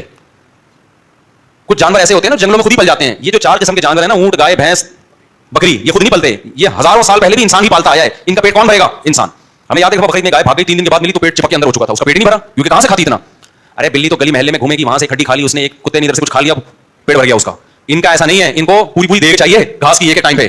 ایک ٹائم بھی نہ ملے تو یاد ہو جاتے ہیں. تو یہ جانور 4 جانور, اونٹ, بکری, اور اچھی آسان مثال دیتا ہوں. آسٹریلیا میں 2-3 سال پہلے 10,000 اونٹوں کو شوٹ کیا ہے وہاں کی گورنمنٹ نے جنگلوں میں. کیوں؟ یہیں سے عبرت حاصل کرو کہ اسلام نے کیسا بہترین حکم دیا اونٹ کو نہر کرنے کا, یہ تمہیں کاٹنا پڑے گا. کیوں؟ ان کی جو نسل بڑھتی ہے ان کو کھلاتا ہے انسان, کس کے لیے؟ اپنے فائدے کے لیے. اگر انسان کا فائدہ نہیں ہوگا تو انسان کھلائے گا ان کو؟ نہیں کھلائے گا. آسٹریلیا والے اونٹ کھا نہیں رہے اتنے, اونٹ جنگلوں میں پل رہے ہیں, جنگلوں کا صفایا شروع کر دیا انہوں نے, پانی اتنا پینا شروع کیا, ان کی نہروں میں پانی کی شارٹیج. انہوں نے بولا بھائی ان کو مارو, نہیں ان کو مارو گے تو باقی جانور کیا ہو جائیں گے, وہ مر جائیں گے, پھر گرینری ختم ہو جائے گی. تو انہوں نے 10,000 2-3 دن میں شوٹ کر دیے. اس سے صاف پتہ چلتا ہے کہ اسلام نے جو بقرعید کی قربانی رکھ دی اس سے خود ہی ان کی نسلیں کیا ہو رہی ہیں, کنٹرول ہو رہی ہیں. سمجھتے ہو کہ نہیں سمجھتے؟ ہمیں ضرورت نہیں پڑتی کہ ہم جا کے 10,000 اونٹوں کو شوٹ کریں کیونکہ ہمارے اونٹ کا گوشت کھایا جاتا ہے. تو اب اگر ان جانوروں کا پیٹ آپ نہیں بھرو گے یا بھرو گے مگر کاٹو گے نہیں ان کو, تو یہ کیا ہوں گے؟ بوڑھے. اب بڑھاپے میں ان کو ٹینشن سے بچانے کے لیے یا تو کاٹ دو, لیکن بڑھاپے میں کاٹنے کے بعد ان کا گوشت کسی کام کا نہیں ہوگا. اور اگر نہیں کاٹو گے تو پھر تمہیں ان کا پیٹ بھرنا پڑے گا. اب مجھے بتاؤ, جو غیر مسلم اپنے باپ کو گھر میں رکھنے کے لیے تیار نہیں ہے, اس کا پیٹ نہیں بھرے گا, اس کو اولڈ ہاؤس میں جمع کرائے گا, تو ان کو مستقبل میں ان گایوں بھینسوں کے لیے بھی اولڈ ہاؤس بنانے پڑیں گے. نہیں آئی بات سمجھ میں؟ تبھی آپ جاؤ جن ملکوں میں گائے کاٹنے پر پابندی ہے نا, ان میں گایوں کا بڑھاپا دیکھا کرو کیسا ہو رہا ہے. ایسے سسک کے مر رہے ہوتے ہیں جانور. تو اللہ نے ان جانوروں میں بھی رحم کیا کہ بھائی ہٹے کٹے موٹے تازے ہیں, انہوں نے لائف کو جتنا انجوائے کرنا تھا کر لیا, اب ان کو کیا کر دو, ذبح کرو تاکہ خون نکل جائے. ذبح کرنے میں بھی حکمت ہے. اور گوشت کون کھائے گا؟ کیونکہ کائنات بنی انسانوں کے لیے. اس میں ان جانوروں پہ بھی رحم ہے کہ بڑھاپے سے بچا لیا, اور انسانوں پہ بھی کیا ہے, بھلائی ہے. اور ایک اور فائدہ ان جانوروں کا اس سے یہ ہوتا ہے کہ جو کٹیں گے تو پھر انسان کو پالے گا بھی نا, یہ پیدا بھی تو ہوں گے پھر. اب دیکھو فارمی مرغی اگر کہے کہ میرے پہ ظلم ہو رہا ہے, انسان مجھے کاٹ کے کھا جاتا ہے, تو ہم کہیں گے تو اگر کاٹ کے کھانے کا رواج نہ ہوتا تو پیدا ہی نہ ہوتی. کون اتنی محنت کرتا पोल्ट्री फार्म में कि अंडों से चूजे निकालता, फिर चूजों को बड़ा करता, फिर फीड खिलाता, फिर वैक्सीन लगाता, ये सारे काम तो इंसान ने अपने लिए किए हैं। तो तू ये ना देख तुझे काट के खा रहे हैं, तू ये देख अब तक तुझे जिंदगी मिली है वो किसके वो इंसानों की वजह से मिली है। तो ये जो लासानी के बछड़े तैयार होते हैं और ये बड़े कट्टे मट्टे तैयार होते हैं कटने के लिए, तो इनका कटना तो गैर मुस्लिम को नजर आ रहा है, ये नजर नहीं आ रहा कि ये कटना छोड़ दें तो ये बिजनेस क्या हो जाएगा, खत्म, फिर ये पैदा भी नहीं होंगे, इनको पैदाइश भी खत्म हो जाएगी इनकी, यानी इतनी बड़े पैमाने पर पैदाइश भी नहीं होगी इनकी। तो है हम दोबारा अपने असल टॉपिक की तरफ आते हैं। क्या बात चली थी, कीना, बोझ। तो इन सब चीजों जो रूहानी चीजें हैं ना, जो बीमारियां, इनके इलाज के लिए कौन होते हैं, बुजुर्ग। समझते हो, जिस्मानी इलाज के लिए डॉक्टर, रूहानी इलाज के लिए उलमा, सुलहा, बुजुर्ग। समझते हो, यहां तक बात क्लियर हो गई। अब मुझे एक बात बताओ, जिस्मानी इलाज के लिए जब आप डॉक्टर का इंतखाब करते हो तो उसमें 4 शर्तों का होना जरूरी है। नंबर 1, डॉक्टर हो। ऐसा नहीं है कि आप गुर्दे का इलाज किसी मैकेनिक से कराओगे, क्या ख्याल है? पहली बात क्या होगी, डॉक्टर। नंबर 2, सिर्फ डॉक्टर होना काफी नहीं है, एक्सपीरियंस भी हो, पहले बहुत से लोगों को कब्रिस्तान पहुंचा चुकने का एक्सपीरियंस हो। ऐसा ना आपको भी तजर्बे की भेंट चढ़ा दे, बहुत से लोग मार चुका उसके बाद क्या यार ये दवा से बंदा मरता भी है, तजर्बा किसी और पे कर चुका हो पहले वो। समझते हो कि नहीं समझते हो? वो अलग बात है, डॉक्टरों का सेटअप ऐसा है कि तजर्बा की भेंट नहीं चढ़ने देते, बल्कि सीनियर डॉक्टर की रहनुमाई में कर रहे होते हैं कि मैं तजर्बे कर चुका हूं तो बस आगे चला, इसको कोशिश कर बचाने की। तो दूसरी चीज क्या है कि वो अपनी फील्ड में क्या हो, बोलो, तजर्बेकार भी हो। तीसरी शर्त ये है कि वो आपका खैर ख्वाह भी हो, लालची ना हो, खैर ख्वाह भी हो आपका। वरना अगर खैर ख्वाह नहीं होगा तो दयानतदारी से इलाज नहीं करेगा, ऐसी ऐसी टेस्ट लिख के दे देगा जिसकी आपको जरूरत नहीं है, सिर्फ लैब वालों से खांचे खोलेगा होगा वो इस चक्कर में। ये 3 शर्तें हैं, लेकिन रूहानी इलाज वाले के लिए 4 शर्तें हैं। अब जब किसी बुजुर्ग से आप बैत होना चाहते हो, पहली शर्त आलिम हो, इल्म उसके पास हो। समझते हो कि नहीं समझते? इल्म में कमाल हो, जाहिलों को अपना सरदार नहीं बनाया जा सकता। नंबर 2, एक्सपर्ट हो, तजर्बेकार हो। एक्सपर्ट का मतलब तजर्बेकार हो। वो ये तजर्बा आता है जैसे सीनियर डॉक्टर जूनियर से तजर्बे लेता है ना, खुद से नहीं दुकान नहीं खोल लेता वो, बल्कि जूनियर की रहनुमाई में। तो ऐसे ही जो हमारे यहाँ बुजुर्ग सिस्टम है, इन 4 सिलसिलों में, नक्शबंदी, कादरी, सोहरावर्दी और चिश्ती, इनमें जो बुजुर्ग सिस्टम है ना, इनमें भी ये जरूरी है कि जिससे आप बैत करो वो खुद किसी बुजुर्ग से पहले बैत हो, उससे इस्लाह ली भी हो, ये एक्सपीरियंस उसके पास हो। तीसरी शर्त ये है, जल्दी जल्दी बस बात को कंप्लीट कर रहा हूं मैं। तीसरी शर्त ये कि वो खैर ख्वाह हो आपका। समझते हो कि नहीं समझते? और इसमें चौथी शर्त ये कि उसमें तकवा भी हो, अल्लाह का खौफ भी हो। तो जब तक 4 शर्तें नहीं पाई जाती किसी बुजुर्ग को बुजुर्ग नहीं बनाया जाता, और आजकल बहुत कम लोग हैं जिनमें ये शर्तें पाई जाती हैं, अक्सर तो क्या है ऐसे। और 5वीं भी शर्त उलमा ने बयान की है, वो भी आप ऐड कर लें इसमें, वो ये कि आपको उससे फायदा भी हो रहा हो। देखो, डॉक्टर से आपको मुनासबत हो या ना हो, फिर भी फायदा होगा। आपको डॉक्टर अच्छा नहीं लगता, बिल्कुल भी पसंद नहीं है, गैर मुस्लिम डॉक्टर है या कुछ भी है, आपके फिरके का नहीं है या कुछ भी है, लेकिन गुर्दे का इससे कोई ताल्लुक है, आप जाओगे वो पथरी निकाल देगा। लेकिन जब किसी से रूहानी इलाज किया जाता है ना, जो रूहानी वो वाला जो मैं जिसको रूहानी कहता हूं, उसमें ये जरूरी है कि आपको उससे मुनासबत भी हो, आप उसके पास बैठ रहे हो तो आपको फायदा हो रहा हो। क्योंकि बाज़ दफा किसी में ये सारी शर्तें पाई जाती हैं लेकिन आपको अपील ही नहीं करता वो। समझते हो? तो ऐसे शख्स से फिर आपको फायदा नहीं होगा, बल्कि बाज़ दफा तो उल्टा नुकसान होना शुरू हो जाता है। हालांकि उस बुजुर्ग में कोई फॉल्ट नहीं होता, लेकिन आपको चूंकि मुनासबत नहीं है लिहाजा आपको फायदे के बजाय नुकसान। इसकी मैं एक मिसाल देता हूं। अल्लाह ताला ने मूसा अलैहि सलाम को बनी इसराइल का लीडर बनाया, तो अल्लाह ने मूसा अलैहि सलाम को खूबसूरती भी दी, मूसा अलैहि सलाम को ताकत और कुव्वत भी दी, ताकि उनमें अट्रैक्शन पैदा हो, कौम को उनसे मुनासबत हो। तमाम पैगंबर खूबसूरत हैं, ये एक वजह है, मैं ये नहीं कह रहा बुजुर्ग के लिए खूबसूरत होना जरूरी है। तो ये सारी चीजें पाई जाती हैं। जल्दी से हम खुतबे को कंप्लीट करें। तो कहां से कहां बात चलेगी, गुजारी। हाँ, अकीदत की बात कर रहा था कि अकीदत इंसान को गुमराह भी करती है और अकीदत इंसान को फायदा भी पहुंचाती है। तो अगर गलत लोगों से अकीदत हो जाएगी तो बर्बाद हो जाओगे, क्योंकि फिर वो आप हर उल्टी चीज की तावील करना शुरू करोगे। जैसे कि आजकल चल रहा है, फूंक लगा के पता नहीं ये हो रहा है तो लोग जा रहे हैं लाइन लगा के खड़े में। तो अब हम खुतबे को जल्दी से कंप्लीट कर लें। वनाउज़ु बिल्लाहि मिन शुरूरि अनफुसिना वमिन सय्याति अमालिना, मन यहदिल्लाहु फला मुदिल्ला लहु, वमन युद्लिल फला हादिया लहु, वनशहदु अल्ला इलाहा इल्लल्लाहु वहदहु ला शरीका लहु, व मुहम्मदन अब्दुहु व रसूलुहु। यहाँ से बात शुरू हुई थी। तो अल्लाह को मालूम था कि पैगंबर से सिर्फ मोहब्बत नहीं होती बल्कि अकीदत भी होती है, और ये जरूरी भी है। लेकिन जहां गुमराही फैली है वो अकीदत से फैली है, सिर्फ मोहब्बत से। मोहब्बत का होता है दखल, इतना ज्यादा नहीं होता, अकीदत का दखल ज्यादा होता है। इसलिए अल्लाह ने उस अकीदत को कंट्रोल करने के लिए कलमे में हमें हुक्म दिया कि अब्द का लफ्ज पहले लगाओ, रसूल का लफ्ज बाद में। रसूल से अकीदत पैदा होगी, अब्द के लफ्ज से पहले ही उस अकीदत की एसओपीज पर अमल हो जाएगा। नहीं, ये बात समझ में? यानी आप जा रहे हैं ऐसे इलाके में जहां वबा है, तो आप उस वबाई बीमारी से बचें, उसमें टीका पहले लगाएंगे आप। तो अल्लाह मियां ने अब्दियत का इंजेक्शन हमें पहले लगा दिया, ताकि रिसालत पर जो ईमान लेकर आओगे उसके कुछ साइड इफेक्ट भी हैं। वो क्या है कि ईसाइयों ने हजरत ईसा को रसूल में इतना गुलूफ किया कि अल्लाह का बेटा कह दिया, और आज के मुशरिक ने मोहम्मद सल्लल्लाहु अलैहि वसल्लम को रसूल कह के हाजिर नाजिर कह दिया, मुख्तार कुल कह दिया, मुश्किल कुशा कह दिया, यानी अल्लाह के तकरीबन बराबर ही कर दिया। तो इसलिए अल्लाह मियां ने पहले ही हमें वैक्सीन लगा दी, किसकी? अब्द के, कि अब्द का इकरार, बंदे हैं, बहरहाल कुछ भी हो, हैं अल्लाह के बंदे। बंदा अब्द गुलाम को कहते हैं। ऑर्डर किसका चलेगा? सब पे अल्लाह का। या अय्युहन नास अंतुमुल फुक़राउ इलल्लाह, ए लोगो तुम सब के सब अल्लाह के दर के फकीर हो, मोहताज हो, पैगंबर भी, फरिश्ते भी। तो अब्दुहु रसूलु, तो कितनी अच्छी बात दूल्हा दुल्हन को सिखाई जा रही है खुतबे में। यार इंसान के बच्चे पहले नहीं बन जाना चाहिए था उनको, क्या ख्याल है? लेकिन तुम वक्तों की समझ में नहीं आ रहा होता कि ये खुतबे में पढ़ा क्या जा रहा है। तो आइंदा मैं सोच रहा हूं जो भी निकाह जिसका भी पढ़ाऊंगा उसको पहले बोलूं कि मेरा खुतबा जो मैंने बयान किया ना, ये पूरा वाला बयान सुन के आओ, ताकि तुम्हें पता चले खुतबे में तुम्हें क्या बताया जा रहा है। आगे चलते हैं, जल्दी, बड़ा दिलचस्प खुतबा है ये। व नशहदु अन्ना मुहम्मदन अब्दुहु रसूलुहु। आगे क्या है? मैं यहदिल्लाहु फला मुदिल्ला, अम्मा बाद फ़अऊज़ु बिल्लाहि मिनश शैतानिर रजीम, बिस्मिल्लाहिर रहमानिर रहीम। इसके बाद कुरान की आयतें पढ़ी जाती हैं और हदीसे रसूल। तो कुरान की 2 आयतें पढ़ी जाती हैं जो इस मौके के लिए बड़ी मुनासिब हैं। एक आयत पढ़ी जाती है, या अय्युहन नास इत्तक़ू रब्बकुमुल्लज़ी ख़लक़कुम मिन नफ्सिन वाहिदा व ख़लक़ मिनहा ज़ौजहा व बस्सा मिनहुमा रिजालन कसीरन व निसाअ। ए लोगों, उस रब से, अपने रब से डरो जिसने तुम्हें एक आदम और एक हव्वा से पैदा किया। क्या हो गया भाई? भाई मोटरसाइकिल वाले रास्ते से हटा दें यार, कोई बाइक का कोई नंबर शंबर कोई जाके देख लें, खुद पहले सोचना चाहिए ना, इसलिए बाइक क्यों खड़ी कर रहे हैं। तो अल्लाह मियां ने क्या फरमाया? ए लोगों, अपने उस रब से डरो जिसने तुम्हें एक जान से यानी आदम से पैदा किया, व खलक़ मिनहा ज़ौजहा, और उसी आदम से उनकी ज़ौजा को पैदा किया। تو اللہ نے بتا دیا یہ جو آج پہلی یہ جو شادی ہو رہی ہے نا, سب سے پہلے شادی کس کی ہوئی تھی؟ آدم اور ہوا کی. وبث منہما رجالا کثیرا ونساء, اور اسی نکاح کے نتیجے میں ساری دنیا کو مردوں اور عورتوں سے بھر دیا اس نے, ایسے پھیلا دی. چائنا کیا, آسٹریلیا کیا, وہ تو ڈارون بعد میں آیا, اس نے بولا یہ نظریہ غلط ہے, تو بندر سے پیدا ہوئے ہیں. قرآن کیا کہہ رہا ہے بھائی, آپ ماضی میں جاتے رہو گے, آبادی بڑھنے کے بجائے کیا ہوگی؟ کم ہوگی. گراف کھینچو گے نا, کتنا آسان ہے ڈارون کے نظریے پہ رد کرنا. اس کے لیے بہت زیادہ راکٹ سائنس نہیں چاہیے. آبادی بڑھ رہی ہے تو گراف کھینچو, ماضی میں جاؤ گے کیا ہوگی؟ کم ہوگی. تو بہت جلد پیچھے جا کے دو پہ ختم ہو جائے گی, آدم اور ہوا پہ. بندر بندر مارکیٹ میں آئے گا ہی نہیں. بھگوان سے ڈارون نے بہت فضول قسم کی, میں تو حیران ہوتا ہوں ان کی عقلوں کو. خدا کی دشمنی میں کھوپڑی پاگل ہو گئی ہے یار, مذہب کی دشمنی میں کیسی سینس لیس بات کر رہے ہیں. ابھی میں ملیر کینٹ گیا کسی کام سے, تو ایک شخص نے مجھے بتایا, وہاں ہوٹل میں کھانا کھا رہے تھے, تو کسی نے بتایا کہ جی یہ شخص ہے, یہ ملحد ہو گیا, ایتھیسٹ ہو گیا, خدا کا منکر ہو گیا, مفتی صاحب اس کو سمجھائیں. اب میں کھانا کھا رہا تھا, میں کیا سمجھاتا اس کو. اچھا جو ملحد ہو گیا اس کی داڑھی بھی ہے, خیر وہ ویسی رکھی ہوگی اس نے. میں نے کہا خدا کے بندے مجھے ایک بات بتائیے, کائنات اگر خود سے چل رہی ہے, یہ بچہ پیدا ہوتا ہے, ماں کی چھاتیوں میں دودھ آ جاتا ہے, یہ حسن اتفاق, اس کی یہ حسن اتفاق ہے. یہ اتنی سینس لیس باتیں کرتے ہو یار. فطرت نے ایسا ڈیزائن کیا ارتقاء اور ایوولوشن کے نتیجے میں کہ ماں کے پیٹ میں بچہ ہے, ماں روٹی کھاتی ہے, بچے کی آنکھ ناک کان دل دماغ جگر بن رہا ہے. ادھر بچہ مارکیٹ میں آیا اور ایک دم نئی چیز دودھ بننا شروع, اور ماں کی چھاتیوں میں پہنچ گیا وہ دودھ, اور بچے کو کچھ نہیں پتا, لیکن یہ پتا ہے دودھ کہاں سے ملے گا اور حلق میں کیسے اترے گا. اور میں نے کہا بھائی یہ بکواس کے علاوہ کچھ بھی نہیں, ڈارون کر کے گیا ہے. آپ لوگ کی سمجھ میں آ رہا ہے کہ نہیں آ رہا؟ اچھا اماں بات, ابا پہلے اماں بات, یہ کہہ رہے ہیں اماں بات جو آپ نے خود میں پڑھا اس کی وضاحت کر دیں. پہلے میں تھوڑا سا چترال ڈارون کے تو لگانے دیں نا. لوگ مجھے کہتے ہیں ہر بیان میں آپ کے ڈارون آتا ہے, اور ہر بیان میں آپ انگریزوں کے ابا کی بات لگاتے ہو, ابا نہیں ہے. بھائی کیا بس کرو یار, مسئلہ یہی ہے سارا. دیکھو مسلمان جو مذہب سے دور ہوا, یا تو الحاد کی وجہ سے ہوا یا گورے کی وجہ سے ہوا ہے, کیونکہ فالو کس کو کر رہا ہے؟ گورے کو کر رہا ہے.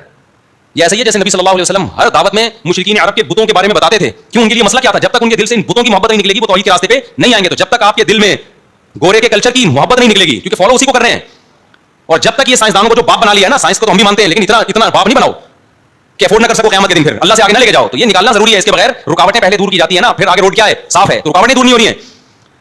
ابے دیکھو جب بھی کوئی محلے میں کوئی بڑا آدمی آتا ہے تو پہلے سارے اسپیڈ بریکر راستے سے, ایک دفعہ میں انڈا موڑ آیا تو روڈ بنا ہوا سارا صاف. میں نے کہا یہ تو ہم 10 سال سے یہاں روڈ نہیں بن رہا تھا, ایک دم کیسے پتا چلا کہ وہ فلاں آ رہے ہیں, ان کا بیان, ان کی تقریر ہے, جلسہ ہے. تو جلسے سے پہلے سب کچھ کیا ہو گیا, صاف ستھرا, ساری رکاوٹیں ہٹا دی گئی ہیں. تو یہ رکاوٹیں دو بڑی رکاوٹیں اس وقت جو ہماری ینگ جنریشن کو دین پہ آنے سے روک رہی ہیں. ایک وہ کہتا ہے گورا کامیاب ہے, وہ مذہب پہ چلے بغیر کامیاب ہے, تو مذہب ہمارے لیے ضروری کیوں ہے؟ تو مجھے بتانا پڑتا ہے بھائی وہ کامیاب نہیں ہے. اور دوسرا وہ جو سائنسدان, کیونکہ یونیورسٹی ہر وقت سائنسدانوں کو پڑھتے رہتے ہیں, تو ان کو پھر یہ پیغمبر قرآن اس کا تو ٹاپک ہی نہیں ہے نا یونیورسٹیوں میں. اس کو سمجھتے ہیں یار یہ تو پتہ نہیں موسیٰ علیہ السلام, اور اصل میں آئنسٹائن کی بات کرو یار ہمارے سامنے, وہ پڑھے لکھے لوگ تھے, یہ بات کرنے کس کی؟ موسیٰ علیہ السلام کی, داؤد علیہ السلام کی. تو مذہبی بات ہے. اس لیے میں آپ کو بتا رہا ہوں کہ مذہب کا جو ٹاپک ہے وہ سائنس سے الگ ہے, اور سائنس کا دائرہ کار ایک حد تک ہے. تو جیسے مذہب کو سائنس میں داخل کرنا ٹھیک نہیں ہے, تو سائنس کو مذہب میں گھسیڑنا بھی ٹھیک نہیں ہے. سائنس یہاں عاجز ہے یہ بتانے سے کہ انسانیت کی ابتدا کیسے ہوئی. سائنس عاجز ہے, وہ بتا ہی نہیں سکتی, کیونکہ اس کا تعلق ہسٹری سے ہے. اور جب آدم علیہ السلام دنیا میں آئے اس وقت ہسٹری لکھنے والا کوئی بھی نہیں تھا. اب وہ پھینکے جا رہی ہے, بندر تھا تو وہ ایک سیل تھا تو پھینکے, پھینکنے کو لوگ ریسرچ سمجھ رہے ہیں, تحقیق سمجھ رہے ہیں. نہیں ہے بات میرا خیال ہے. تو وہ تو ڈارون کا کچھ بھی پھینکتا ہے بیٹھ کے, اور یہ 200 سال ہو گئے اس ڈارون کے نظریے کو آئے ہوئے, ابھی تک یہ تحقیق سے درست ثابت نہیں ہوا ہے. یہ خود اس کی غلط ہونے کی دلیل ہے. 200 سال میں بھی آپ کا مقدمہ ابھی تک مقدمہ ہی ہے, وہ فیصلہ ہی نہیں ہو پایا کہ یہ صحیح تھا کہ غلط تھا, تو آپ کیسے آگے چلو گے؟ چلو ہم آگے چلتے ہیں میرے بھائی. تو اللہ نے کیا کہا, اے لوگو ہم نے تمہیں ایک آدم اور ایک حوا سے بنایا اور انسانوں کو بھر دیا. تو یہ کس کے نتیجے میں ہوا بھائی؟ نکاح کے نتیجے میں. واتقوا اللہ الذی تساءلون به الارحام, لہذا اللہ کہتے ہیں اس اللہ سے ڈرو اور رشتہ داری کا خیال کرو جس رشتہ داری کا تم ایک دوسرے کو واسطہ دیتے ہو, کیونکہ رشتے وجود میں کس سے آتے ہیں؟ نکاح سے. تو یہ کوئی ہلکا عمل نہیں ہو رہا, یہ وہ عمل ہو رہا ہے جو انسانیوں کو آپس میں جوڑنے کا کام کرتا ہے. پہلی بات تو یہ بتائی, اس میں بہت کچھ کہنے کو, لیکن میں جلدی کمپلیٹ کر رہا ہوں. دوسری آیت جو پڑھی جاتی ہے وہ اس سے بھی زیادہ ہے. یا ایھا الذین آمنوا اتقوا اللہ وقولوا قولا سدیدا, اے ایمان والو اللہ سے ڈرو اور صحیح صحیح بات کیا کرو.